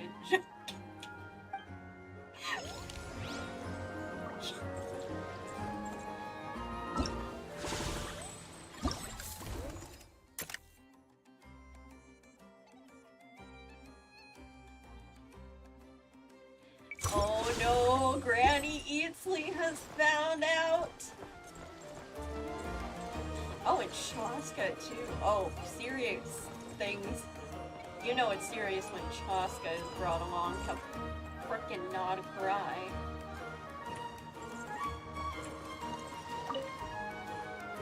See, Lolly, I've been told that the merchants here are all protected by the organizers. I'm afraid confronting him myself will be more trouble than it's worth. Do I have to do everything myself? Just wait until he gets back to Natlan after it's over. Or just... I mean... violence is prohibited. Stealing the product might not be. Oh, please! Granny Eatsley, have mercy! Chaska! Say, Lolly! What are you... It's a long story. Basically, a few members of the Flower Feather clan brought word from Nodcry that someone was selling Wyob fragments at this expo. Pretty serious stuff. So I brought Seat Lolly here to get to the bottom of it, and hopefully keep things under control. Oh. Okay, well, as it turns out, we've been tasked with mediating any disputes like this.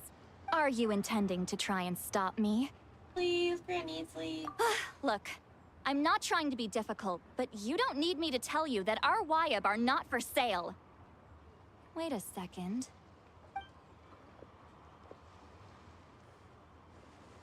This is just a shard of a Wyob pillar, and its power is long gone, so it no longer has any connection whatsoever to the Wyob. So, tell me, how much did they pay you to ship these out of Natlan? About 800,000 more apiece. What? Apparently, people outside of Natlan don't know all that much about our culture. Some people take one look at those pillars and start bragging that they found a Wyob fragment. I didn't want to correct them, because that way I could drum up the price. Ugh, forget it. Since you asked me so nicely, I'll let him stay here until the expo's over. No point making a mountain out of a molehill. Thank you, Granny Eatsley. Oh, thank you, Granny Eatsley. Oh, don't start thinking you're off the hook. Once this is over, you're going straight to Biram to face the music. Exactly. Consequences. You're safe while here, but once it's over, oh, buddy, you're gonna be in a world of hurt.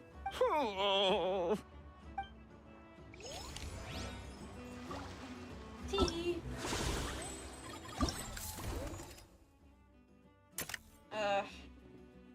Oh, not yet unlocked. Interesting. But yeah, saved the worst for last.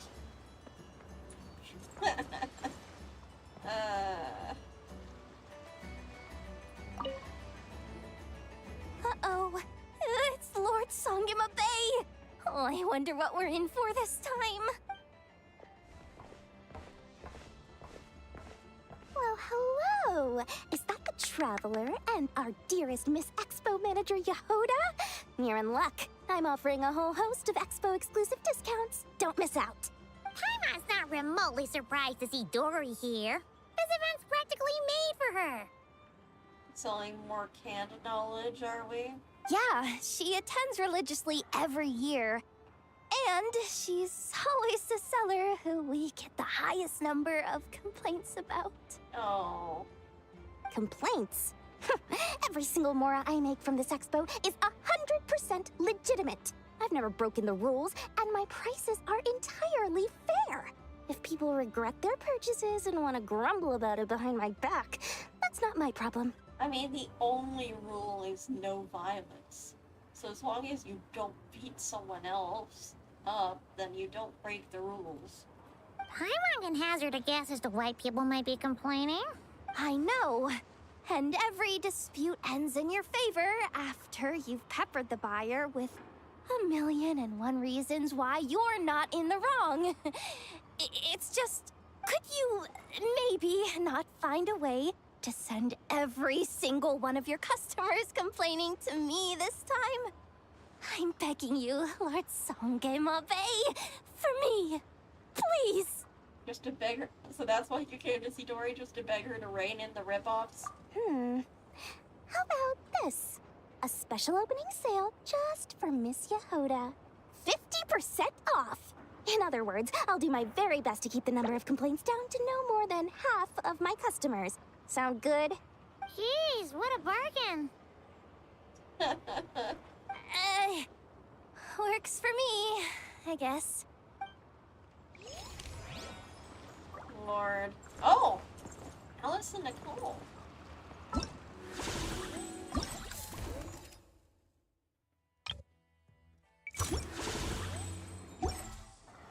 Hi!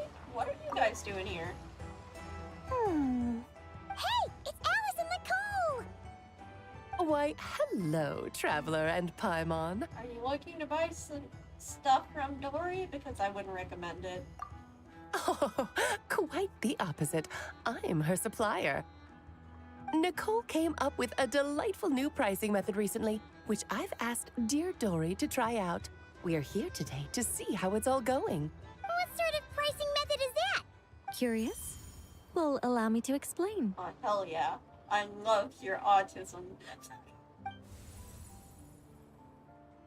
Traveler! Instead of an amount of mora, you collect courage, kindness, or happiness from the buyer. Eh? The key is to make people realize they don't have to be rich. With an excellence of character, even the treasures of the Hexen Circle are within your reach. Eh? Kinda like a Seelie guiding intrepid adventurers through various tribulations until they claim their prize. Such fun, wouldn't you say? Yes, but that's... Not for me. We didn't sell much Hexen Circle gear this time at all.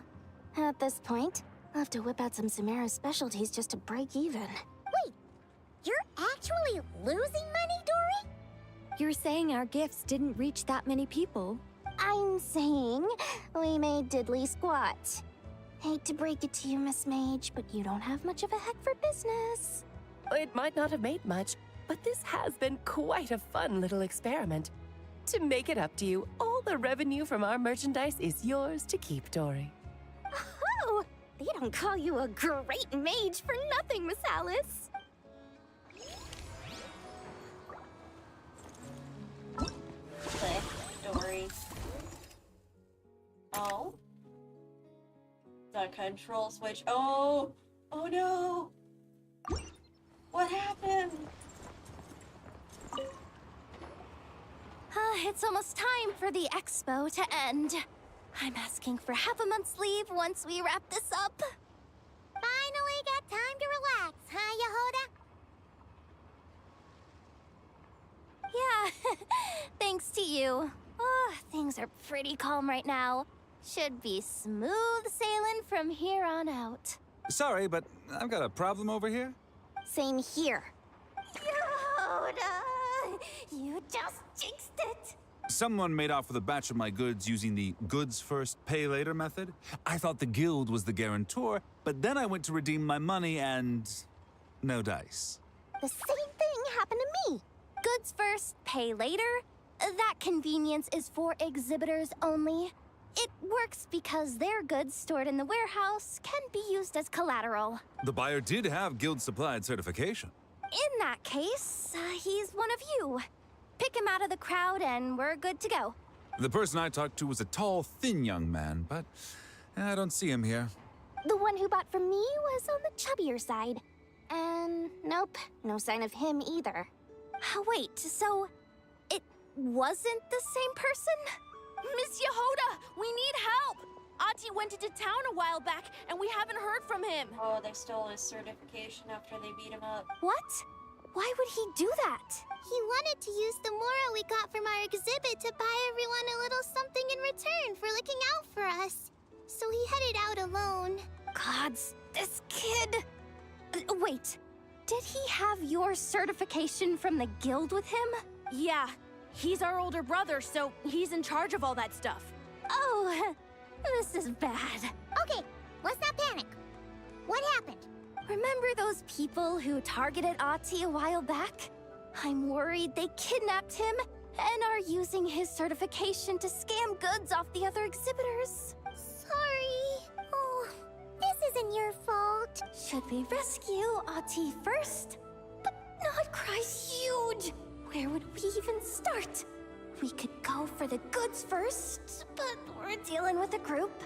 If they split up, it'll be impossible to nab them. Oh, come on, Yehoda, come on! You promised Boss Nephew to uphold the guild's reputation, and you promised the kids you'd protect them. Huh, this is all falling apart. Looks like you're down to your last option, dumpster diver. Oh, right! The Clink Clank Crisis Control Switch! Clank Clank Crisis Control Switch activated. Awaiting orders. Awaiting orders. Awaiting orders. Not one, it's all of them. Whoa! Activating the switch gives you temporary control over all the robots in Notcry. If you wanted, you could turn this whole place upside down. Oh shit, I know. But it won't last long, so think about what you want to do first. In that case, let's get the stolen goods back first. All units, advance to rescue Ati! Miss Yehoda! Orders received. Orders received. Aw.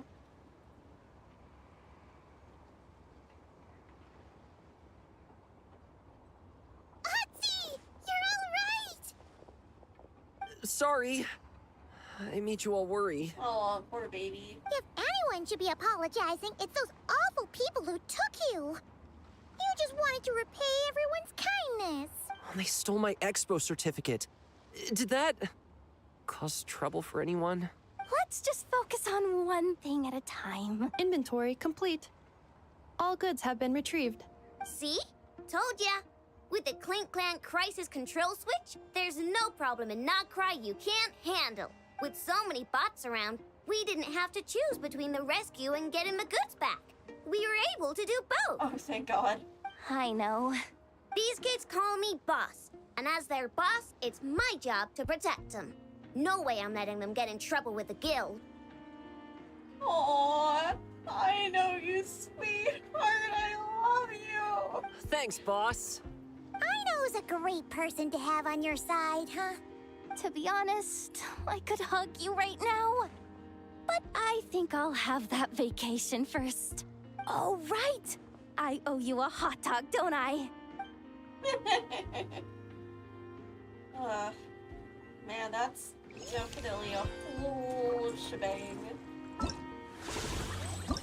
Holy cow, that was a trip. Oh, thank God the kids are okay.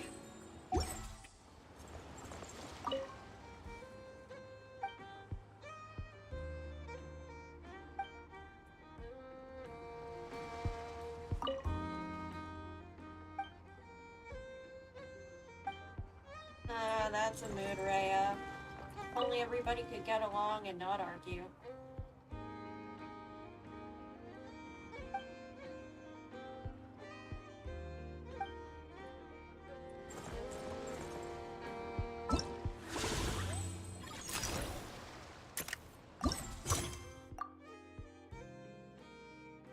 Alright, time to find out more from Yelan. Where's the... Oh. Wow! Can this launch blaster thing really shoot stuff from that far away? It does launch and blast things, but it's actually called a ballista. And yes, it can. But how does it stay on target? It uses a remote guidance system. But I'll let you in on a little secret. The upgraded version doesn't even need that. Can I give it a try? Oh, not a chance, kid. Can't have you hurting yourself. Believe me, this thing is even more powerful than it looks. Ask me again once you're older. Hey, Beto! What you up to? Oh, it's you two!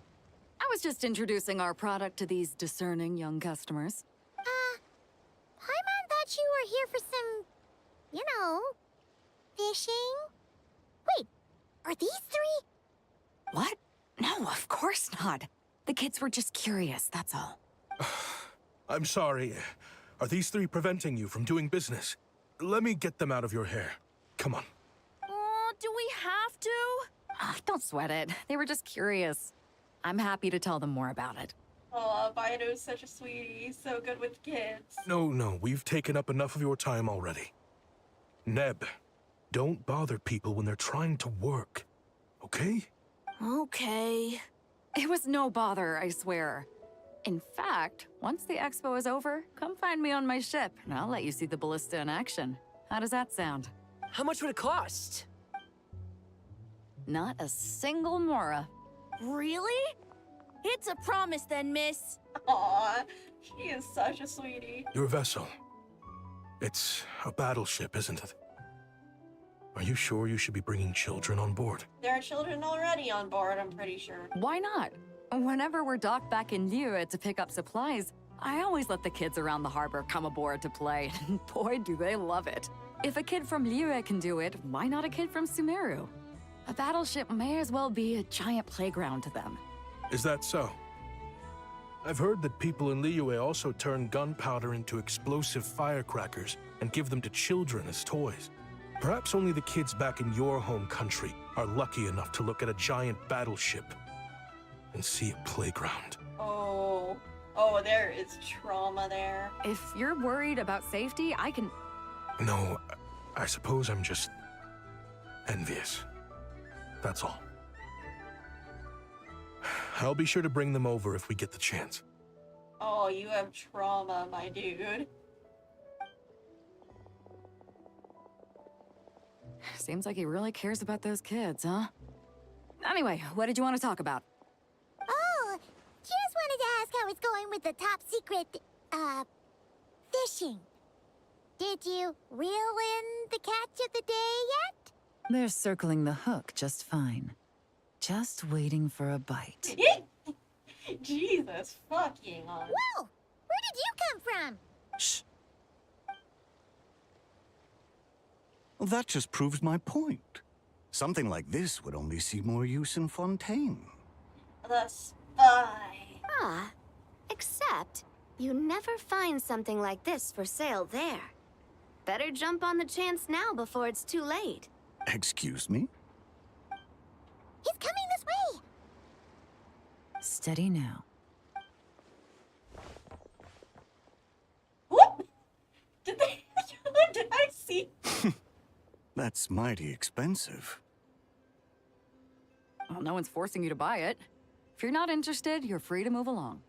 What? Come on. There's no rule saying we can't haggle. The Voynich Guild gets a cut of whatever I sell. Obviously, that's factored into the price. Don't like it? Take it up with them. Listen, I can tell this is something special. If you're willing to go a bit lower, I'm prepared to cut a huge deal. I know it's something special, so I plan on getting paid what it's worth. Perhaps there's a way we can both get what we want then. What are you implying? Well, Nod Cry's a big place. Surely this expo isn't the only place we can cut a deal. Oh, he bit it all on his own. Oh? What would you say to working this out someplace else? Somewhere the guild can't get a cut? That means no guild protection either. What will I do if you run off without paying? Considering the giant sword you've got handy, if anyone's getting robbed, it'd be me, don't you think? Point is, we're both going out on a limb here. But the reward's worth the risk. Fine. Name a place. As a registered participant, though, I'm too close to the guild. If we don't want them catching on, I'll need to send a proxy. Smart thinking. Let's meet here, then. Oh, you are so smart, Beto. Good job. Hook, line, and sinker. Good. He took the bait. Let's go elsewhere to discuss our next move. Encirclement of bullets and seals. Oh, this is gonna be fun. Ah, the Alcor, yeah. Alcor 2. Captain Beto's hook was what got him in the end, huh? Oh, I didn't get a chance to show off how convincing I can be. This isn't tabletop troop, Navia. In real life, persuasion takes a lot more than a dice roll. Oh, that's so fun. I brought a product tailor-made for Fontaine because I thought the group's activities were limited to that area. Turns out, we're dealing with an international crime ring. So I suppose it makes sense that Captain Beto's bait was more enticing. It's a good thing we teamed up. We wouldn't have gotten far without your intel either. Gotta ask though, how did you know these guys would be so quick to abandon the expo? I read their file. Nothing's off the table for them when profit's on the line. When it comes down to it, they'd see the protection the expo provides as just more red tape. Something to work around rather than with. Just like the law. So, we meet up with this guy, catch him, and problem solved, right? No, it's not gonna be just him. They've got an entire crime ring. No. The person we're meeting is just an underling sent to scout the situation. We're after the leader of the whole ring. Exactly. And after observing the situation over the past 2 days, it's clear they have undercover agents waiting in the wings. If something happens to our point of contact, those agents will scatter to spread word of what happened. And whoever is behind this whole thing will know we're onto them. In that case... We have to get the jump on them all at once, and use them to get intel on our real target before he has a chance to react. Forgive me for pointing out the obvious, though. We have nowhere near enough personnel for that. If even one of the agents escapes, it's over.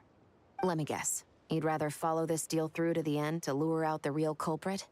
Nice idea, in theory. The problem is, in my experience, that person would never show their face for something like this. I can work around that. But only as long as the deal goes ahead. So, you're planning to trail the person picking up the goods. I suppose that could lead us to the big fish, but that would mean we have to actually hand over the weapon. Aren't you worried about putting something that dangerous in the hands of criminals? We can control how dangerous it is. But if we followed your plan, could we really guarantee that not a single agent would get away? You're telling me you really have a way to mitigate the threat of that weapon? You're telling me that you really have the wherewithal to carry out a large-scale search and seizure operation in Nodcry? Are they having a fight? They're both experts in this sort of thing. A lot of back and forth is to be expected. Don't worry. I think they're getting along great. Yep, it's only when you truly respect and want to work with somebody that you can, like... They're just trying to make sure it is the most safe and effective as it can be. A successful collaboration requires trust. And a willingness to make concessions. So how about this? I'll meet up with the underling as planned and stall him as long as possible. While I'm keeping him busy, you round up the rest of the agents. Sound like a plan? Yes, I appreciate the trust. And I promise you, not a single one will get away. I'll help. See? Like 2 peas in a pod. Traveler, you should come with me to meet the buyer. After all, we promised Nefer you would be involved in all our operations. The Traveler is kind of a famous face around these parts, though. Then, you can serve as backup. Remain hidden, and on the off chance he tries anything, it'll be 2 against 1. He doesn't stand a chance against both of us. Ha! Let's do this thing!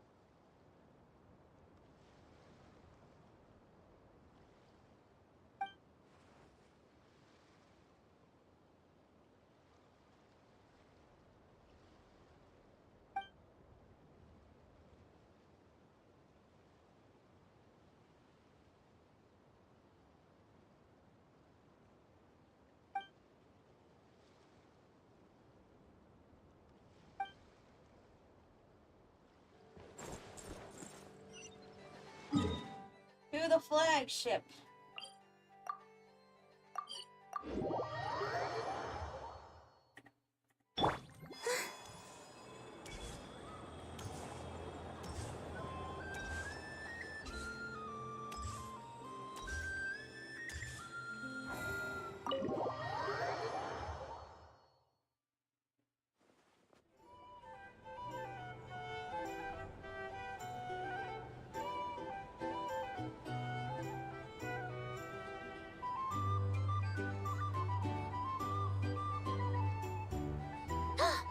There he is. Down. Shush. Oh, you really can't go lower? Best I can do is shave off the amount the guild was going to take. You're a tough nut to crack. How do you plan to deliver the goods? Depends on what you need. You don't look like you're from around these parts. So I'm guessing you need sea transport? Yes, but there are a lot of eyes on the port. It would be better to dismantle the product and transport the components in crates. That might be tricky. If you're worried about getting caught, then let's bypass the port entirely. We can launch from a secluded shoreline and use our own boat for transport. Sorry. But I'd still prefer to have it dismantled and stored in regular crates. Ah, I'm guessing the port of arrival is where you resell the goods? You want it hidden in unassuming cargo crates, because you operate right out in the open.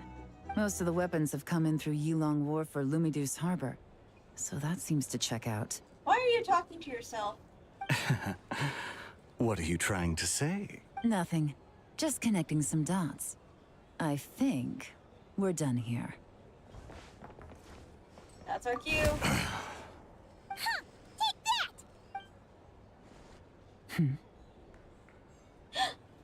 Out of the way! It's one of the undercover agents! He's making a break for it! The captain of the Special Patrol will take it from here. You sure we shouldn't just beat him up? One just popped up. Looks like the one on the surface has been subdued. There are children around. I have to avoid bloodshed. Trying to escape? Allow me to show you the way!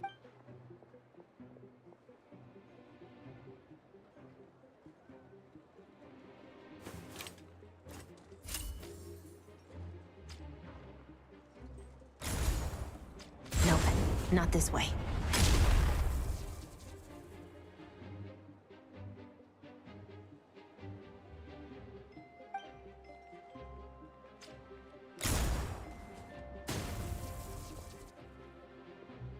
Uh-oh.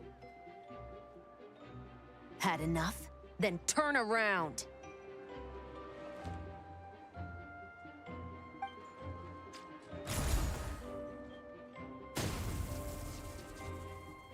Out of steam yet? 'Cause I can do this all day!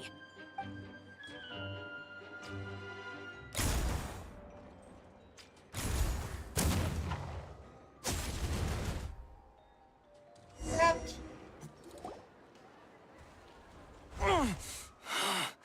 My leg! Is still attached. And if you want to keep it that way, I suggest you stay right where you are. A special patrol uniform. You think bringing me in is enough? Do you even know how many of us there are? If even one gets a... 5 at the port, 10 on the outskirts of Nasha Town, 3 near the plaza. Factoring in you and the buyer, that makes 20. Save the best for last, right? How did you... Don't even think about it.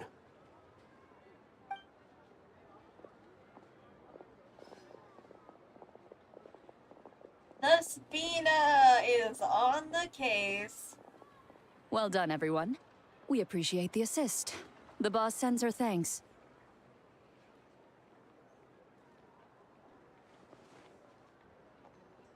It was an honor. Without the Spina's help back in the day, we never would have been able to make it in Nodcry. It was about time we returned the favor.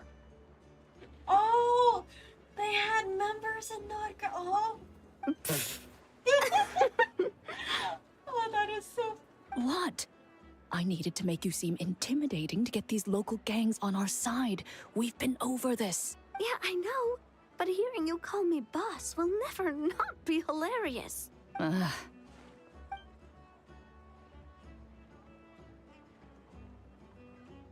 Wow! Navia is something else! Well, that explains your confidence. I had no idea the Spina di Rosula could mobilize these kinds of numbers outside of Fontaine.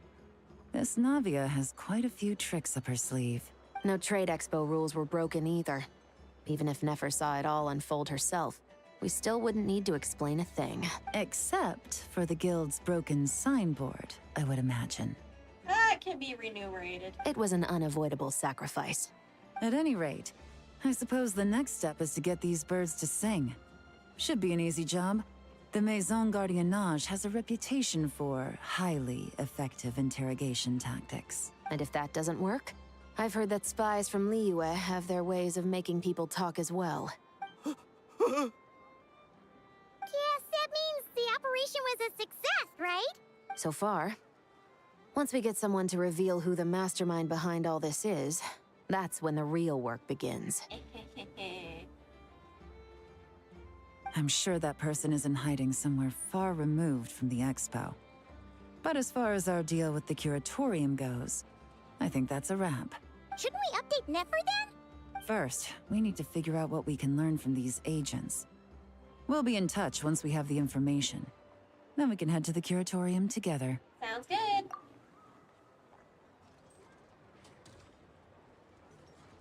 Well, that went a lot smoother than expected. Not a single one got away. Real story behind everything. You're thinking about Nefer's final request, huh? Let's see. We have 2 expert detectives from separate nations teaming up to uncover an international crime ring. That's not a bad story. Not bad at all. If you feel like it's missing something, maybe Yelan and Chevres will uncover something more interesting during their interrogation. Excuse me? Are you the Traveler? Yehoda needs you back at the expo venue as soon as possible. Oh shit, yep. Oh no! Did something happen? I'm sorry, I don't know the details. All she said was that it's urgent. Then let's get a move on!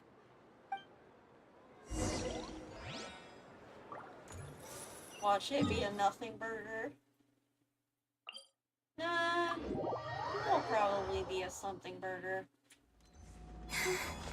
Now I want burgers. Damn.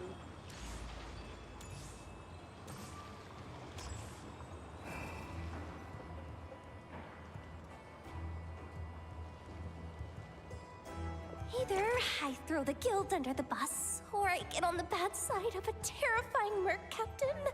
Oh, could this get any worse? Get it together, Yehoda. Focus on the hot dog you're gonna treat yourself to after today is over. One thing at a time. All right. You've got this. Let's try not to get too worked up, all right? Don't worry. We'll get to the bottom of this. I swear. What happened? You're here! Please, you've gotta help me, Traveler! A theft at the expo is gonna ruin the guild's reputation! A theft? Another How one. did that happen? You're asking me! The guild has people keeping watch over the storage area for this exact reason. And it just had to happen to one of the scariest people here. Beto? Wait, that means... Someone stole the ballistas? The guild asked us to keep our goods stored on the designated shelves. I had a few prototypes that I was using for demonstration, which I had stored there. But when I came to check on things just now, I noticed that all of them had been stolen. And each ballista is super dangerous! If they fall into the wrong hands... Well, all the prototypes have a failsafe designed to prevent unauthorized use, so it could be worse. Still, we should get them back as soon as possible. The guild will make sure of that. If you could just keep this between us for now, we would be super appreciative. We'll do our utmost to get your goods back. Do we have to tell her? Honesty is the best policy. That's what he taught us. Oh, were your toys stolen too? I know, it's just...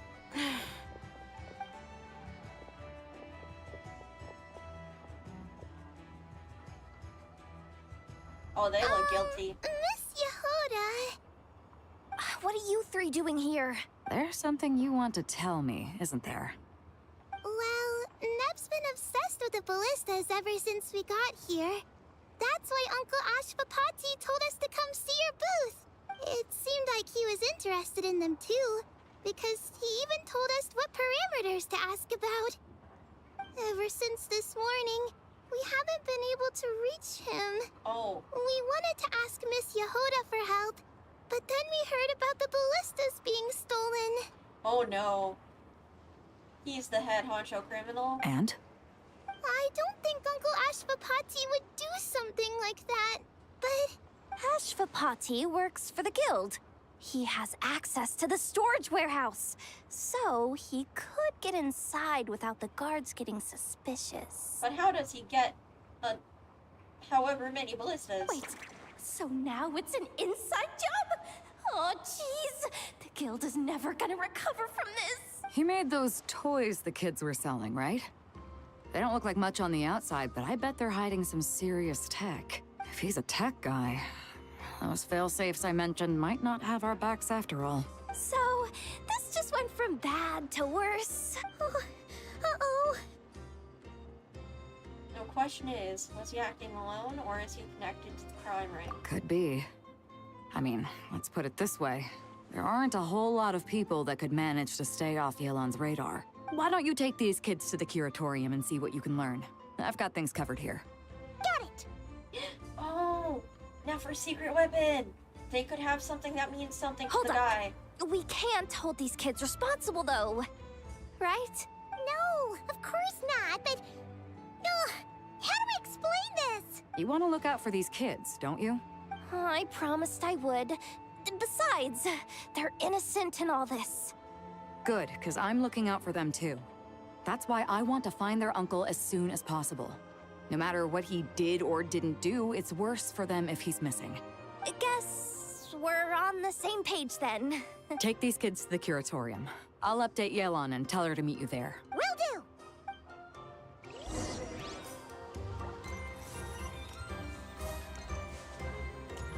Yeah, if he's here and not cry,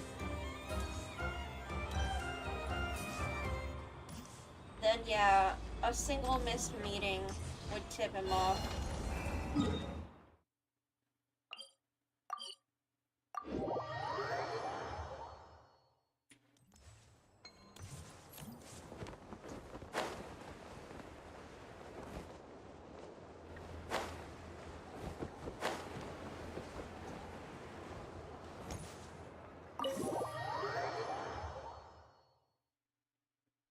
Well, oh dear.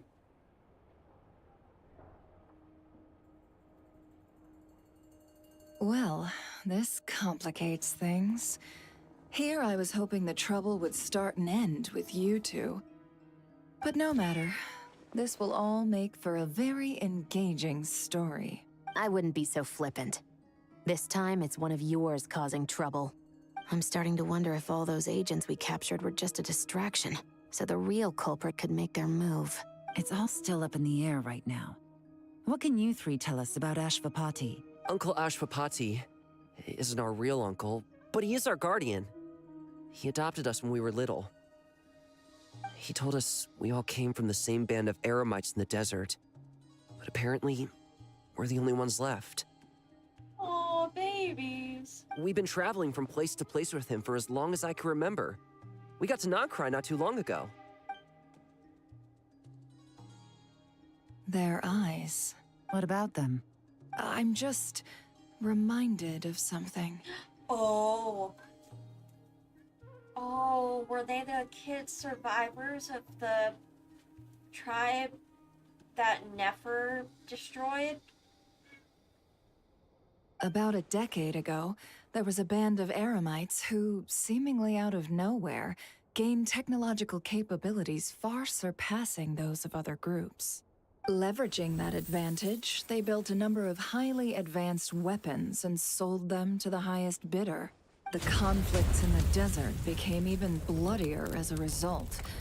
While the other groups were tearing each other to shreds, These newly minted arms traders stood by and reaped the spoils. Oh, gotta hate arms dealers and their blood money.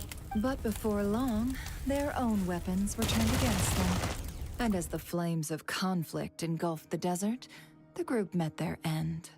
None of the weapons survived, and so in the wake of that destruction, the status quo of the desert was restored. That's terrible. In the desert, it's kill or be killed. People will stop at nothing to gain the upper hand. If this happened in Fontaine or Liyue, I'm sure the perpetrators would have been prosecuted to the full extent of the law. But in the desert, no one bats an eye. Jesus. From what they've told us, sounds like these kids are orphans from that particular band of Eremites. Which means their guardian is likely one of the few survivors as well. So the survivors of that band of Eremites are back in the weapons business. Sounds like it. No! Uncle Ashvapati would never do something like that. No matter what happened back then, I know one thing for sure. Uncle Ashvapati hates weapons. Sure, he's good at building things, but all he does is make toys for us to play with. He can't be the kind of person you're making him out to be. Or... Oh, little baby, I'm so sorry. I'm sorry. All we can do is act upon the facts. So, what's our next move? From our interrogations, we've learned that in 2 days, the person behind all this has a meeting planned to collect the goods. If all goes well, we can head to the pickup point and ambush them. But if Ashvapati is part of this and the leader learns what happened, there's no chance he risks himself for his agents. So, that meeting might as well be moot. Then let's focus our efforts on Ashvapati for now. If we find him, he might just lead us to our culprit. If he stole the prototypes, there's bound to be a trail. I'm confident I can track him down. I just need some time. What can I do to help? I work best in the shadows. The more people involved, the harder it is to operate. As soon as I've got a location, though, he's all yours. You let me handle the search, and I'll let the special patrol handle the seizure. That does sound like the most feasible plan. I'll be waiting for the good news. Seizure? Hey, don't worry too much right now. The most important thing is that we find your uncle. The rest can wait. Okay. Looks like I'll need to enlist your services for a bit longer, Traveler. No worries, I also want to see this through. And as long as you frickin' pay me, I will be needing multiple raises for this work. Jesus, Kelly, you've gotten me into one big old tangled mess, haven't you?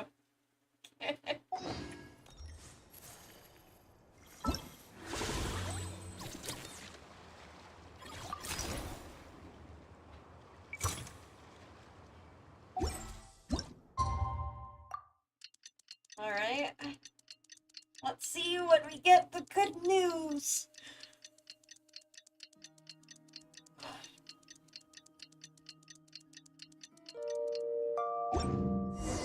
We just got word from Yelan. Looks like she managed to track down Ashvapati. Come on, let's go meet up with the others.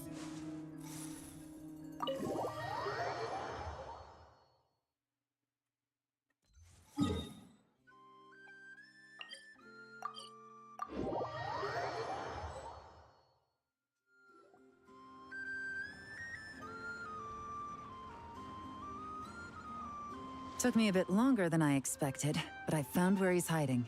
Let me just be sure of one thing. We're dealing with someone who has extremely dangerous weaponry in his hands. If it comes to it, are you prepared to handle the worst-case scenario? Absolutely. You just need to trust us, just like we trusted you earlier. Yeah, we've got this. My crew's already locked and loaded. I'll take you at your word. I know you said you wanted to keep this operation small, but I still thought you could use some backup. So, I chose a few promising young Spina members to help out. Clarand and I have got things covered at the expo. Yes, we're ready to roll then. Alright, move out. Now that you're here, I guess we can get this show on the road. Let's go. Wait! I'm sorry, you can't come with us. You need to stay at the expo like we agreed. It's for your own safety. We know. It's just... Do you really think Uncle Ashvapati is working for the bad guys? I think it's a real possibility, kid. I won't lie. But even if he did some bad things, he cared about you all. I wish I could answer that question, but it would just be speculation. And I work based off evidence. He's been gone for 2 days now, and he just left us here. He's never done that before. Maybe he really is working for those people and was afraid of getting caught. But if that's true, then that means he must have been involved in making and selling weapons in the past too. Wouldn't that make him a bad person? That's not for us to say. Take a look around the expo. There are plenty of other people making and selling weapons. Doesn't mean they're necessarily all bad people. Really? The same is true for your uncle. Whatever he may have done in the past, the real question we need to ask is why. There's a lot we need to know before we can judge a person. In Fontaine, we have a long and complicated process in place just to make sure we get the right answer to that question. Yeah. Why would Uncle Ashvapati do something like that? Oh, I think I get it now. The organization was threatening the kids. And it said, work for them, or your kids are gonna get it. How about this? I'll make sure that Miss Chevras and Miss Yelan promise to bring your uncle back safe and sound. Then you can ask him yourselves. Thanks, miss.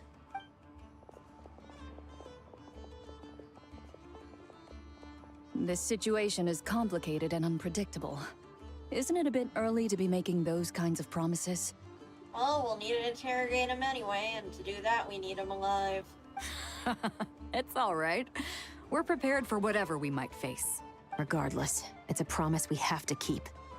After all, when the children get their answer, it will shape their understanding of what justice means. Aww, Chevros. Then, let's all do our part to make sure this ends as well as it possibly can.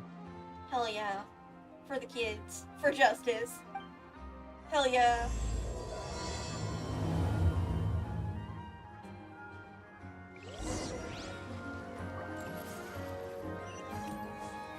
Oh, we're gonna go into a domain, aren't we?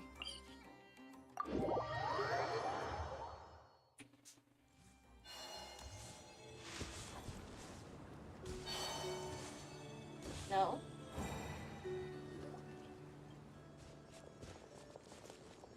Stop right there! Where is he? We missed him. Looks like he left behind plenty of evidence, though. Search the area. Let's see if we can find a lead.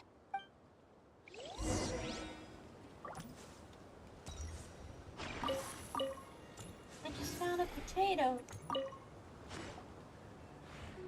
These records look suspiciously familiar. Yeah. Doesn't seem very coincidental to me either. What is it? Remember when I said this group's cover was ironclad? They were always careful never to leave a trail leading back to them. The one time they slipped up, it broke the case wide open. We found a cargo manifest left behind at the scene. That's the clue that led us to Nodcry. It was a similar story on our end. That sounds a bit too coincidental. And now that same manifest shows up here, among the records left behind by Ashvapati. So, he's the guy that slipped up back then? No, that seems too coincidental. Unless it wasn't a slip-up at all. How does the same clue get left behind at two separate scenes and picked up by two separate law enforcement agencies? Thinking back on it now, it doesn't seem quite so accidental after all. Exactly. Planted, fake, fabricated evidence. No. Almost like he led us here on purpose. But for what reason?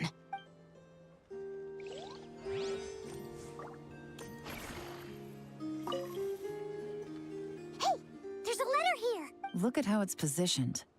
It was begging to be found. I think it might be for us. You think he knew we would come here? Yep. If he did, He's a more impressive opponent than I anticipated. Let's keep going. We can read it together when we debrief.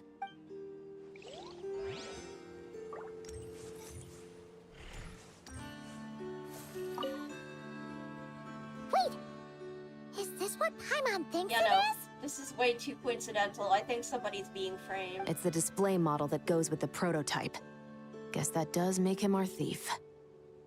What's worse is that, with his technical background, I bet he managed to bypass the security features on the prototype. You're saying our guy has a battle-ready ballista in his possession, just waiting to be unleashed? Oh, this isn't looking good. Something isn't adding up. All the evidence suggests that he was here alone. Which begs the question, why would he unlock the ballista's features before even meeting up with his boss? That's a question for another time. We need to focus on where he's going next. No, that's a very good This question situation to ask, seems more actually. complicated than we imagined. It looks like Ashvapati does have a connection to our criminal gang, but it might not be what we thought at first. You don't think he's working for them? Unlikely. He lured us to Nodcry, prepared those weapons on his own, deliberately put us on his trail. This is looking more and more like the work of an independent actor. Well, if we want to get to the bottom of this, he's still our best lead. Let's read the letter. That would seem to be our last remaining clue. Let's do it.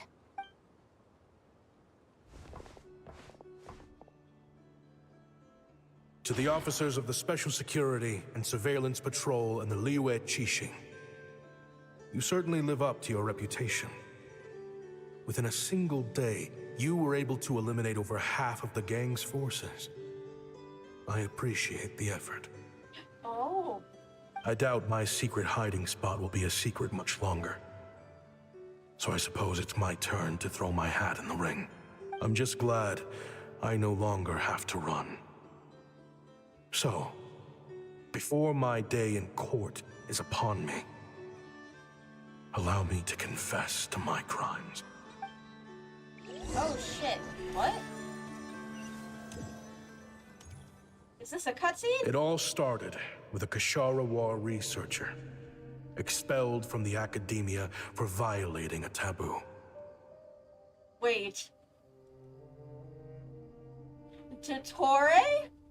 He had dedicated his life to the pursuit of knowledge. But when he found himself in the desert, it wasn't even worth a pail of water to quench his thirst.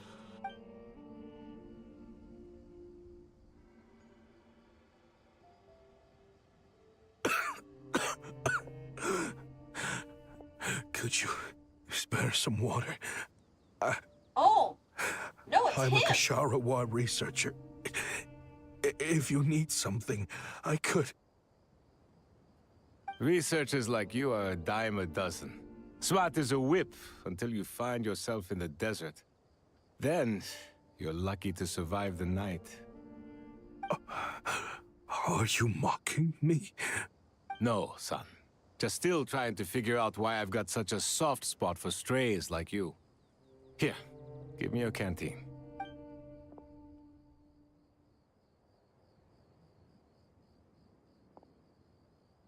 Is it drugged?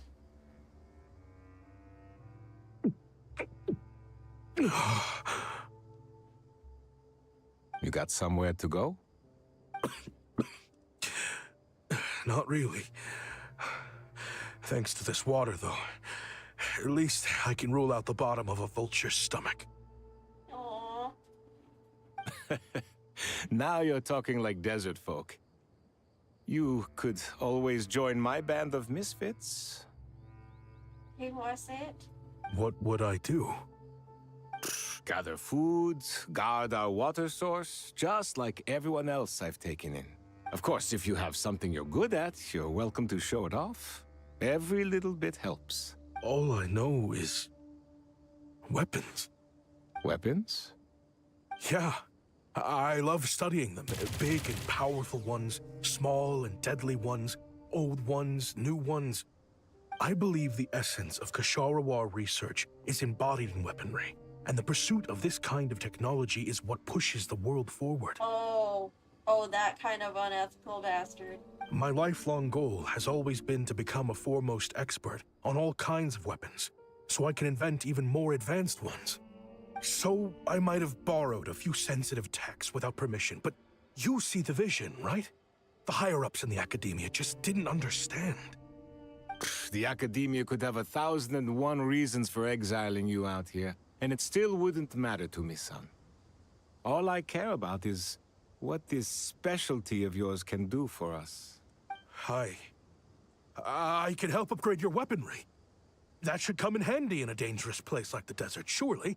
Oh, he was responsible for this arms race. True, weapons are essential to life here in the desert. Most folks get them when merchants happen to pass through.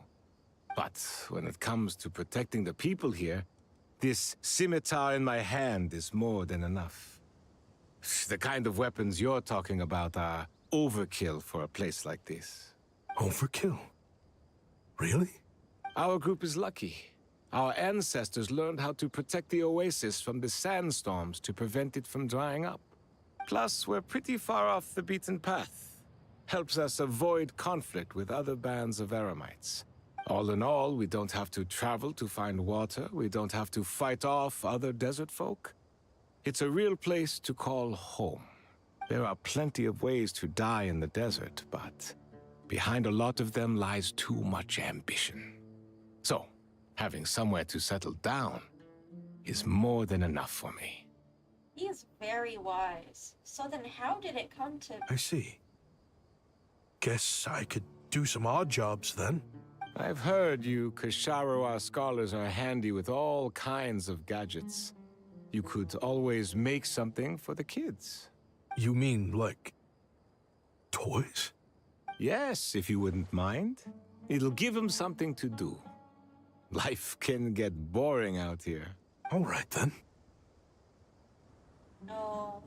And just like that, a Kasharawar scholar at the cutting edge of his field ended up in the desert, making toys for children. It got boring from time to time, but all in all, those days were quite pleasant. The Eremites accepted me as one of their own, and all the children loved me. Looking back now, I wish I could have lived like that until the end of my days.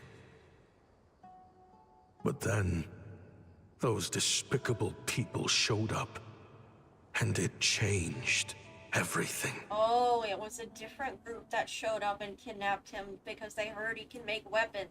Don't rush me. These materials are in short supply. Oh, they've got a lot of nerve showing their faces back here. Send the gem? It has been a while. Well, we have a right to this oasis too. Our ancestors were part of the group that discovered it. You hated this place. After that giant sandstorm when everyone else was trying to figure out how to help, you got out of Dodge the first chance you could get. Because I knew better than to be stubborn. Stay in one place too long around here, and it might just be your grave. And yet, they seem to be doing fine. You abandoned this place. If we'd done the same, the Oasis wouldn't even exist anymore. You gave up your right to be here a long time ago. I heard they joined another band of Eremites after leaving us, but got kicked out. I bet they're only crawling back to us now because they've got nowhere else to go. Chief, should we drive him off? I'd like to see you try. I'm warning you. You won't get rid of us that easily. Leave them be. This oasis has always been big enough to sustain more than one group of people. It's not worth spilling blood over. Oh, and his kindness was repaid with betrayal and bloodshed. All that matters is keeping the people here safe. At the time, I didn't think much of it. Just Chaim Wazet being the kind-hearted man he always had been. Or, oh no! Was it secretly a deal? And so, normal life continued. Much unchanged. Well, mostly. You can take the scholar out of the academia, but putting your life's work behind you is easier said than done. I often found myself flipping through my collection of blueprints and sketches. The ruin drakes, scattered around Sumeru, were of particular interest to me. As far as I knew, no one had been able to analyze or reproduce the technology within those mechanisms. But I was able to design a kind of lure to bait them into attacking a specific target. In effect, turning them into a weapon. Oh. Somehow, the new arrivals at the Oasis must have caught wind of it, because they soon started taking an interest in me. Hope you don't mind me asking, but is that a weapon you're researching? I do mind, actually. It's none of your business. Rumor is you used to be a researcher at the Academia. All that knowledge going to waste out here in the sticks. What a shame. Oh, they fueled your ambition and then you paid the price and now you feel guilty. Okay. What do you want? I want to team up. The rules and red tape that got you kicked out of the Academia, they don't exist in the desert. You could take this research to the next level. As things stand, all you've got is a blueprint and a pipe dream. But what if you had access to the right funds and materials? What are you suggesting? Me and my men can get you what you need. In return, all you gotta do is bring this sketch to life. We've always had a good eye for business. Just never the right product. But this thing right here, the different bands of Eremites are gonna shell out Mora left and right to get their hands on it. You want to sell it? It's a win-win. You provide the goods, and I earn enough Mora from these people to fund the research of your dreams. I don't know. I understand what you're worried about, but listen, it won't come back to bite the people here. These people don't think bigger than this place. They don't get involved in conflict. I mean, come on. Their biggest enemy is the weather. And yet, it did. You've made a bad name for yourself around here. I don't want any part in this. Well, it's your choice. But it could be the last meaningful choice you ever get in life. So I'll ask you again. Do you want to finally develop the weapons you've been dreaming of and realize your academic ambitions? Or do you want to stay here building toys for kids? Ooh, Gem, you bastard. How I wish I'd made the right choice back then. Yeah, we increased our prices. What about it? You gonna back out? So, you're really as money hungry as they all say, huh? Cash is king. That's just business. Fine.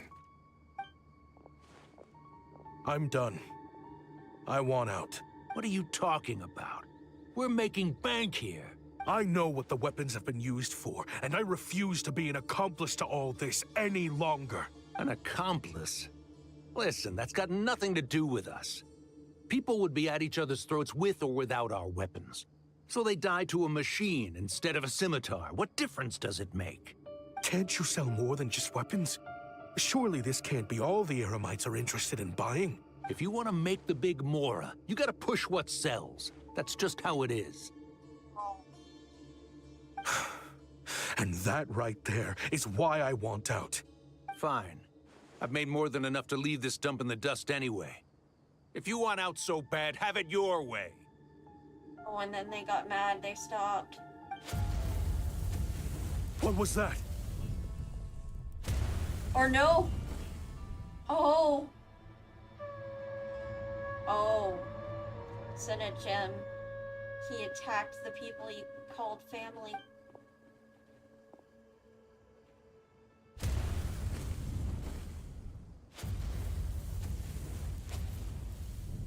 No. Kaem was it.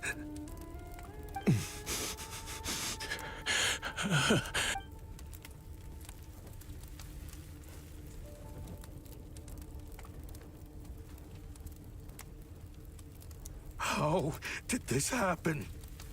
You won't find a tribe in this desert without enemies. People have tried to steal water from this oasis in the past, but Kaem Wazet drove them off. Guess his enemies have been holding a grudge this whole time. You sold weapons to his enemies. But he took you in when you had nowhere to turn.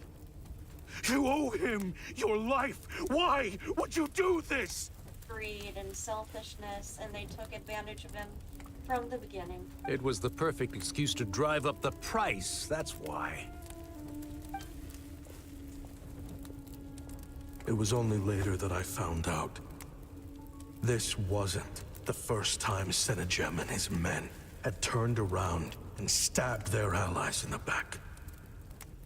Let's just say, there was a good reason they had nowhere else to turn back then. Oh, I was right. And Kayawase paid the price. I didn't chase after them or try to hold them accountable. In that moment, all I could think about was saving as many people as I could in a desperate attempt to atone for my sins. But once the weapons I designed were turned against us, the fate of this place was sealed. Even I could do nothing to prevent it. In the end, despite all the burning tents I rushed into, I was only able to save 3 children. Oh, the babies! Oh my god! And now, you know the full account of my crimes.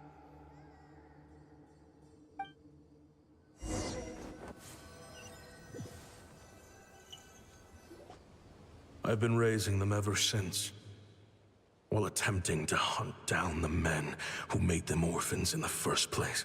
Oh. This confession is for the kids to read too. So, I hope you'll pass it along to them. They deserve to know the full truth of what happened. I know I'm in no position to make requests, but please, help them find loving parents to take them in. Above all else, they deserve a true family. Back then, I failed to see this through to the end. But I won't make that mistake again. Oh. So he tracked them and he had put us on their trail. Jeez. If this is true... Holy crap. I'm crying. I'm sorry. He's after the same target as us. And he's out for revenge. And he thinks he's not good enough for them after he's killed. He even lured us to Nodcry to help him get it. I think I know what he's planning to do with those ballistas now. If I'm right, this doesn't bode well. Then we need to find him ASAP! It sounds like he's about to do something super dangerous. But we promised the kids we'd bring him back safe. I can't just let him get rid of our target either. This crime ring runs deep. There are still many other conspirators we need to track down. So where do we go to find him? Where would be the best place to shoot a ballista from? Oh? You got something? He knew we'd be out of the picture investigating this place. I think he decided to spring the trap that we set up. He's gonna ambush the target when he comes to pick up the goods. Oh, snap. He's not working for them. So our original plan could have worked all along.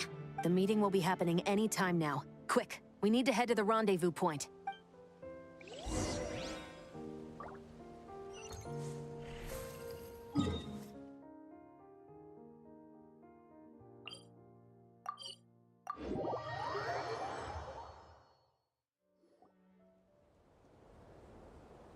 Ashvapati. There you are, and look at you, dressed in your fancy clothes. Get fucked, Senegem. It's been a while, Senegem. Over a decade, at least. How did you find this place?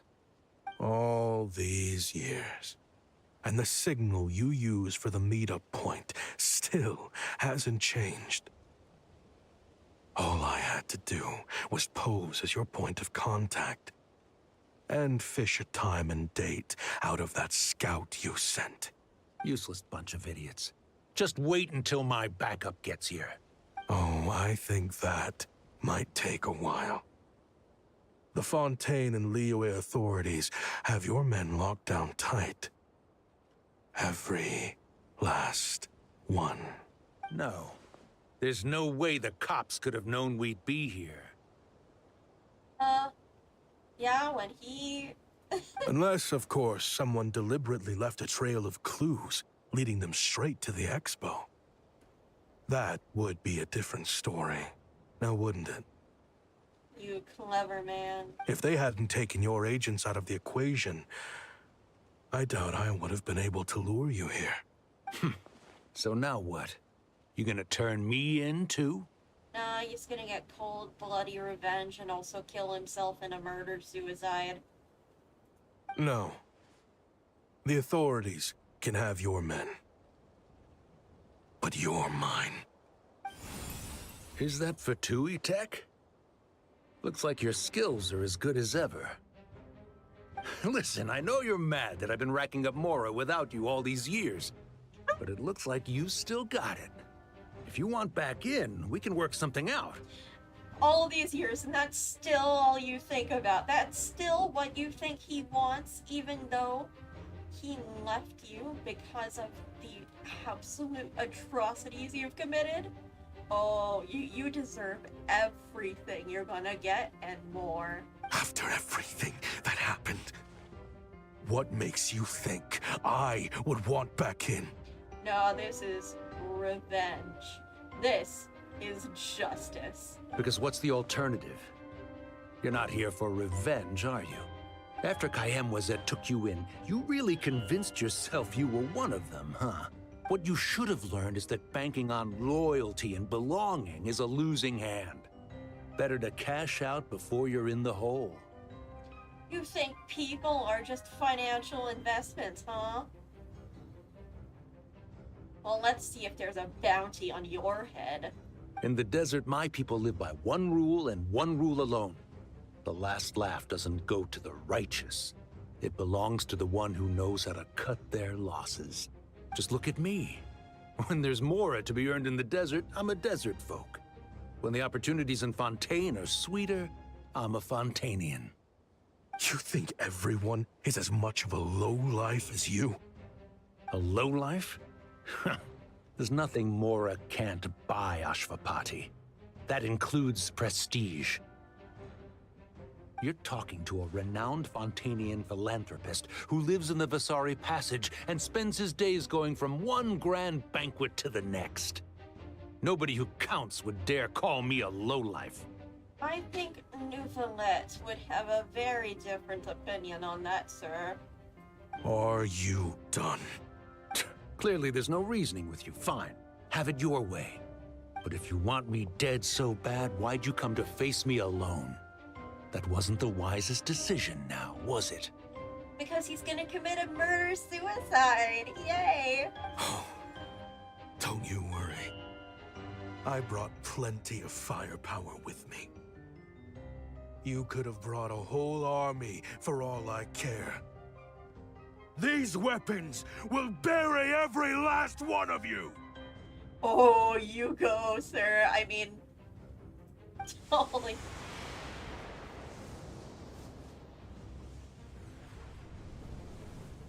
Oh. What the? Are you crazy? If that thing fires, you're not getting out of here alive either. I told you. Murder-suicide. Yes, that's the plan. It's high time both of us paid the price for our sins! Oh, somebody give this voice actor a raise right now. He's lost his mind. Get him! Start breaking his bones until he removes this barrier. Hold it right there, all of you. Otherwise, I've got enough firepower to go around, too. The Maison Gardiennage. You got here sooner than I expected. Hey! What's that in the sky? Looks like bad news. Ashvapati, you have my word that these people will face the judgment of the Fontaine courts. Remove the barrier and come with us at once. Fontainian justice is too merciful for them. You should leave us. Stubborn fool. Auntie Neve and Raya are waiting for you. I don't deserve them. I have to atone for the things I've done. What is it you feel you need to atone for? Weapons research? You're from Liyue, right? Your ancestors were the first people to master the recipe for gunpowder. And yet, they turned it into fireworks and firecrackers that even children could play with. Surely, it's choices like that which make Liyue what it is today. I hear that it's a very peaceful place to live for the most part. But me, I chose to use my research skills to create weapons of war that brought death to countless people and destroyed the only home those kids had. That's why I have to atone. Because I have blood on my hands. Oh yeah. Risley would totally go on their ass. Like, the Fortress of Meropide has its own justice.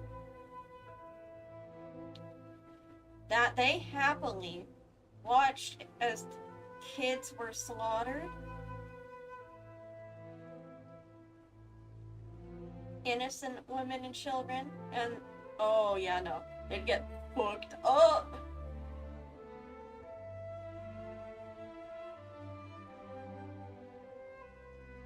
But only if all weapon stealers and frickin' people in the arms trade thought like Ashwapati and had guilt over their absolute flood money.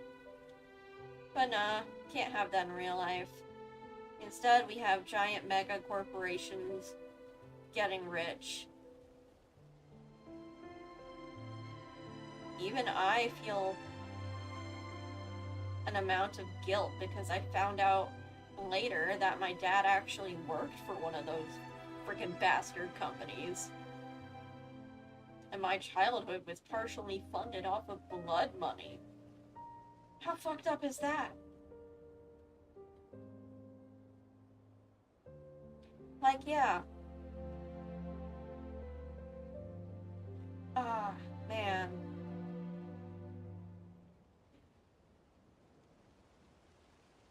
But Ashwapati, he's a good man. And he never wanted any of this. He was manipulated, and yes, he is culpable for the weapons that he made and sells. But, like, he never wanted any of this. It was all the other guy who chose to sell without discrimination.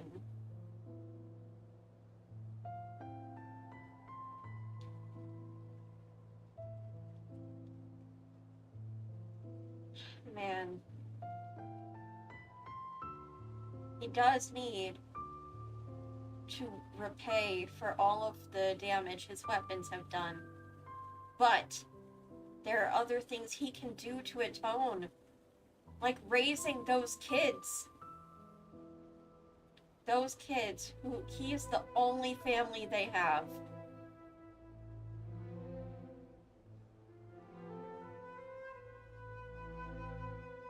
What really matters is that he didn't want to hurt anyone.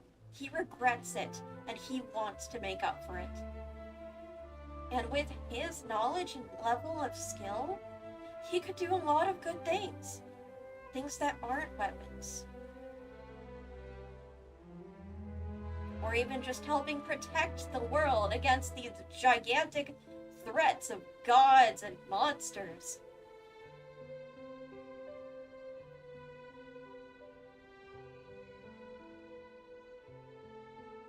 He was in a bad situation, and one choice made everything go wrong. I don't think he's beyond redemption. That other guy, though, fuck him, even now, even after all these years, he still only cares about money. He only is a philanthropist because it makes him look good and covers up his crimes. Sounds like you don't know as much as you think about fireworks. They might be harmless fun in this day and age, but they started out as weapons too, you know. What? Good point, Yelan. That's right. Fireworks and firecrackers were originally developed for use as weapons. They needed something a little more powerful than usual for purging evil forces and scaring off wild beasts. Over time, evil spirits learned to fear the sight of flames, and the beasts retreated into the mountains. That's when people started repurposing fireworks for entertainment purposes. You go, girl. The peace we enjoy today isn't because we chose to make toys instead of weapons. It's because we were responsible and knew when to use them. The weapons are what secured us the peace in the first place. Only then did we have the luxury of choosing to turn them into toys instead. That's a very powerful statement that no doubt rings true for many across cultures. It's people, not weapons, that commit acts of evil. And when people are as bent on destruction as the evil forces and beasts faced by our forebears, whatever tools they have at their disposal end up as weapons. Yep. Though, I do disagree. I think there should be gun control, Yelan. But also, Tibet's a bit different from reality. Time is running out. Please. Leave while you still can. Relax. Now that we have these guys in custody, I think we can find a way of repurposing these ballistas for the children's amusement. Aw, what did you do?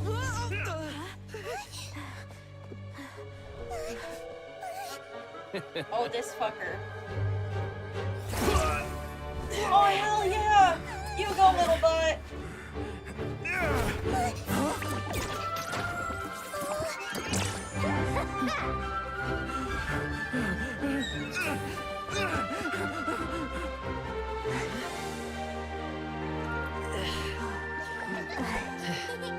Picking on kids. Shame on you. I knew they were looking for trouble, but they messed with the wrong manager. Oh?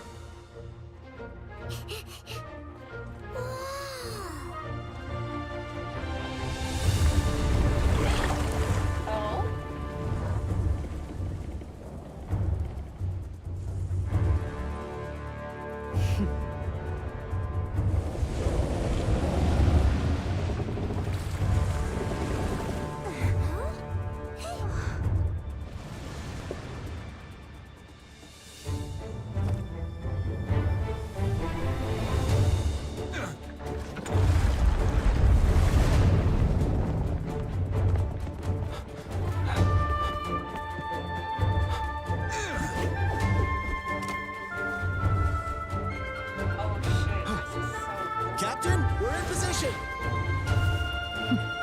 Prepare to intercept! On my signal!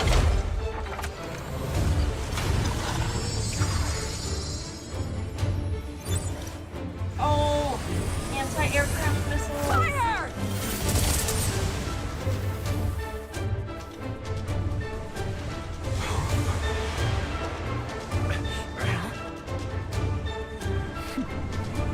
But how?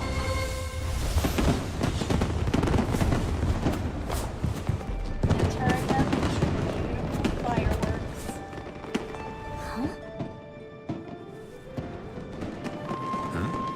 A fireworks show? Oh.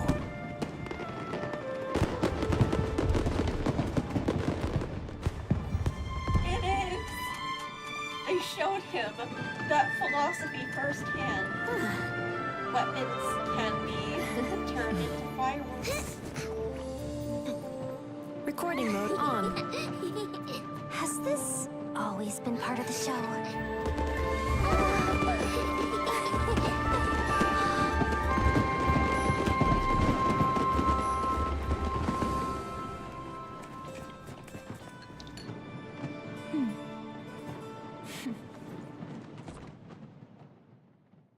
Never.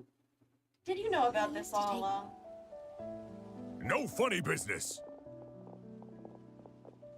I never imagined the Guizhong Ballista could be used for something so beautiful.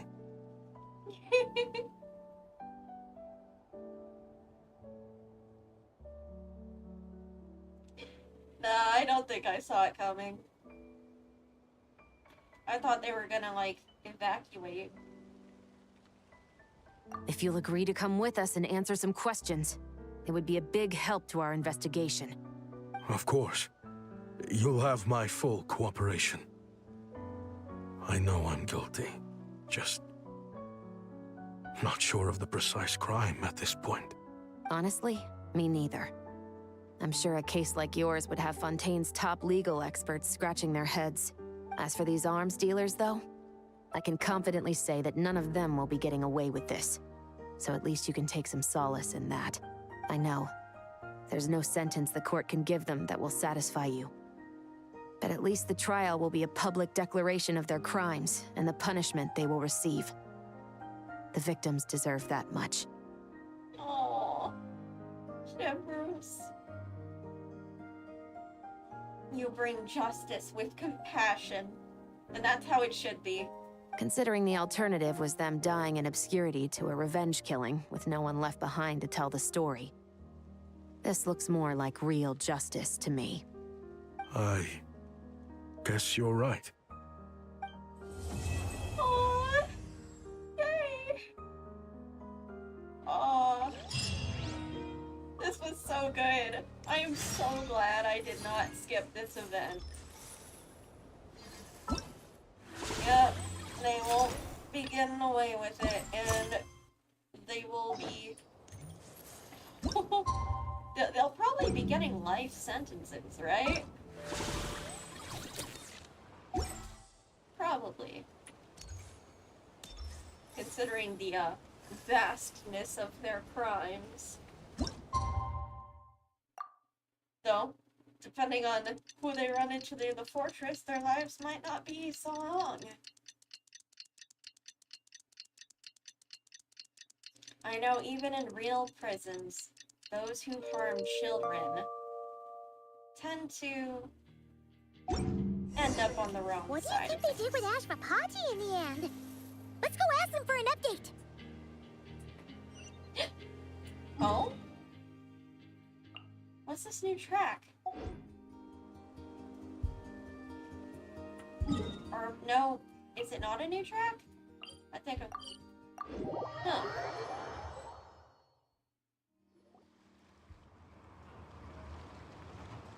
Guess it wasn't. I just didn't notice the guitars at the beginning. Great! Everyone's in one place! Now that we are on the other side of this incident, I suggest we put any remaining questions to rest here and now. The Voynich Guild won't be responsible for any disputes remaining after this meeting. Understood. Well, there's been no serious harm to me or any of my compatriots. And with the arms dealing operation closed down, I've achieved my strategic objective. I'm happy to let the Fontaine authorities process the culprits from here on. I appreciate your flexibility. I'll need all of them in my custody to proceed with the case files. As for you...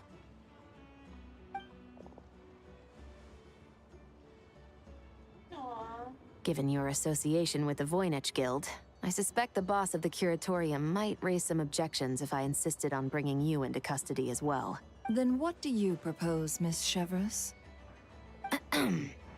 While pursuing one of the suspects in this case, it was unfortunately necessary for me to destroy a certain signboard in Nasha Town. Is that an official confession, officer? What I'm suggesting is that I don't file charges against Ashvapati. He stays here, and in return, you don't seek damages for the signboard. Sound fair? Deal. Yay! Happy ever after for everyone. Huh. That went surprisingly smoothly. Paimon figured it was gonna be a whole ordeal. Uncle Ashvapati, we... They told us the whole story. Everything you've done. Even so, we still want you as our uncle. But If you'd been less trusting of the promises these men made to you back then, and left some weapons for your own people to defend themselves with, maybe things would have turned out differently. The way I see it, your crime wasn't the weapons research itself. It was failing to use that knowledge sensibly, to protect the ones you cared about. Exactly. Yeah. You're absolutely right. Well then, what are you waiting for? The chance to atone for real is staring you right in the face. Aww, you go, Shivers. Hi, children. From now on, I will protect you with my life.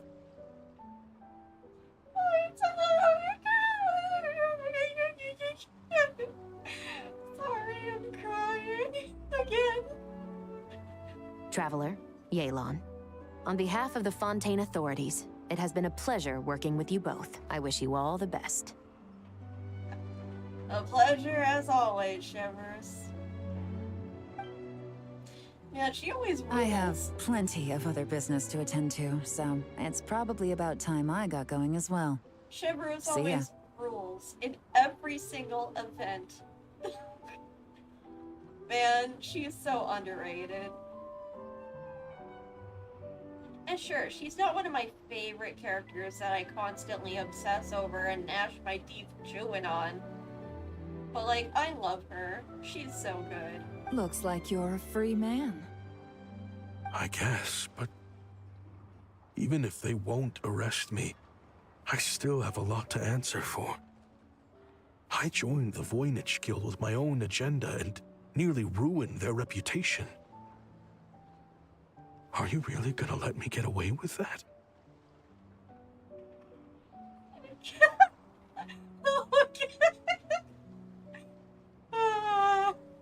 I might have to go back and listen to whatever the frick sounds I made.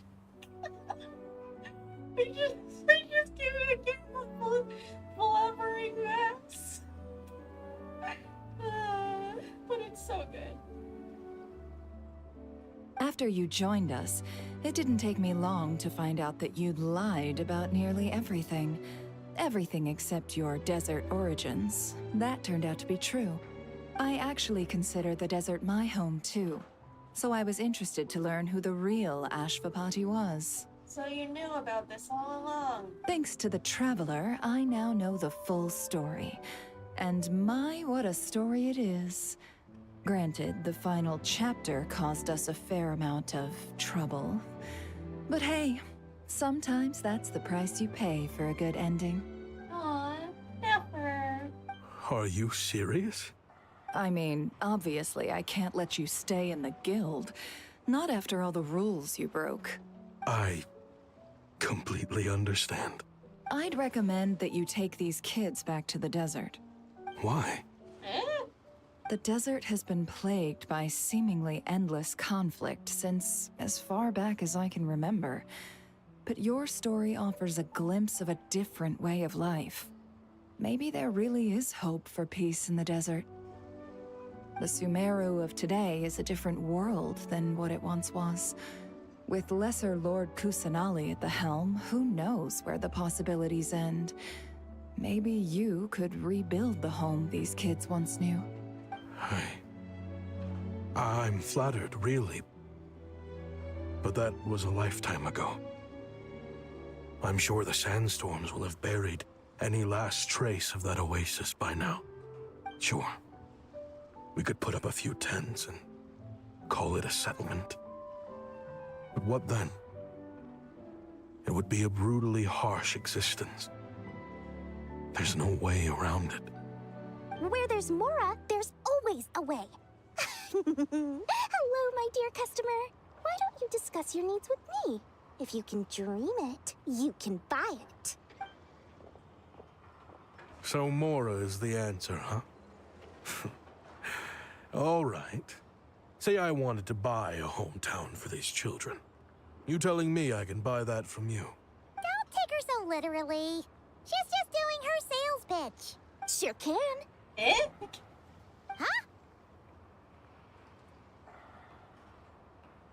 Ta-da! I present to you one magical gemstone created by none other than the renowned mage Alice herself. Simply plant it in the ground and a spring will instantly start growing. Before long, you'll have yourself a fully fledged oasis. And the best part is, it's designed to work flawlessly, even in the most arid and sandiest of deserts. What the? Huh. Looks genuine to me. Goodness. They always say you can find everything at the Nodcry Trade Expo. Turns out it's more than just marketing hyperbole. Still, surely a treasure like this must cost the world.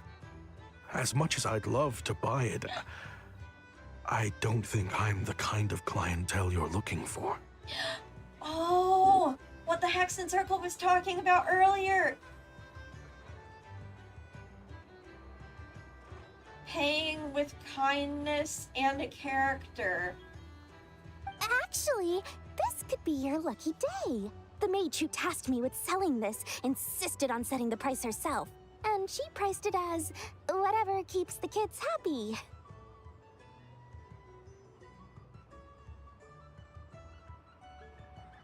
She funded a library, I think, and helped expand Aru Village.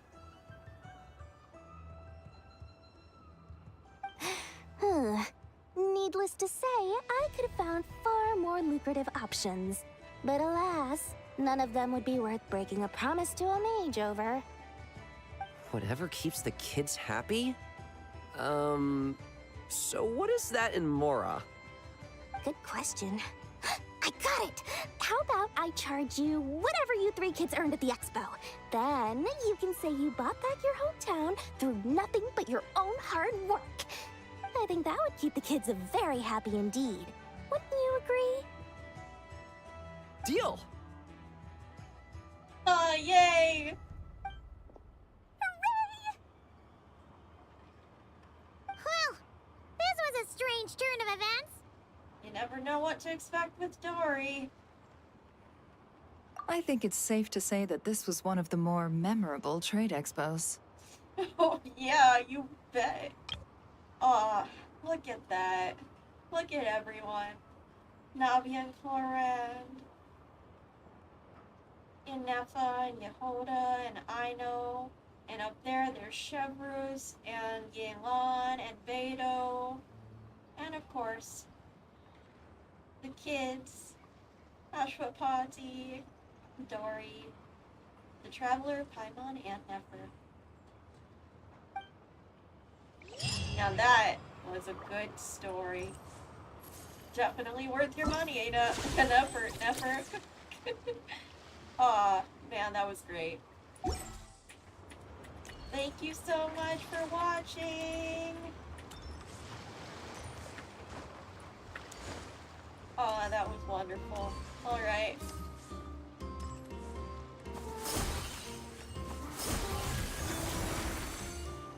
Beautiful.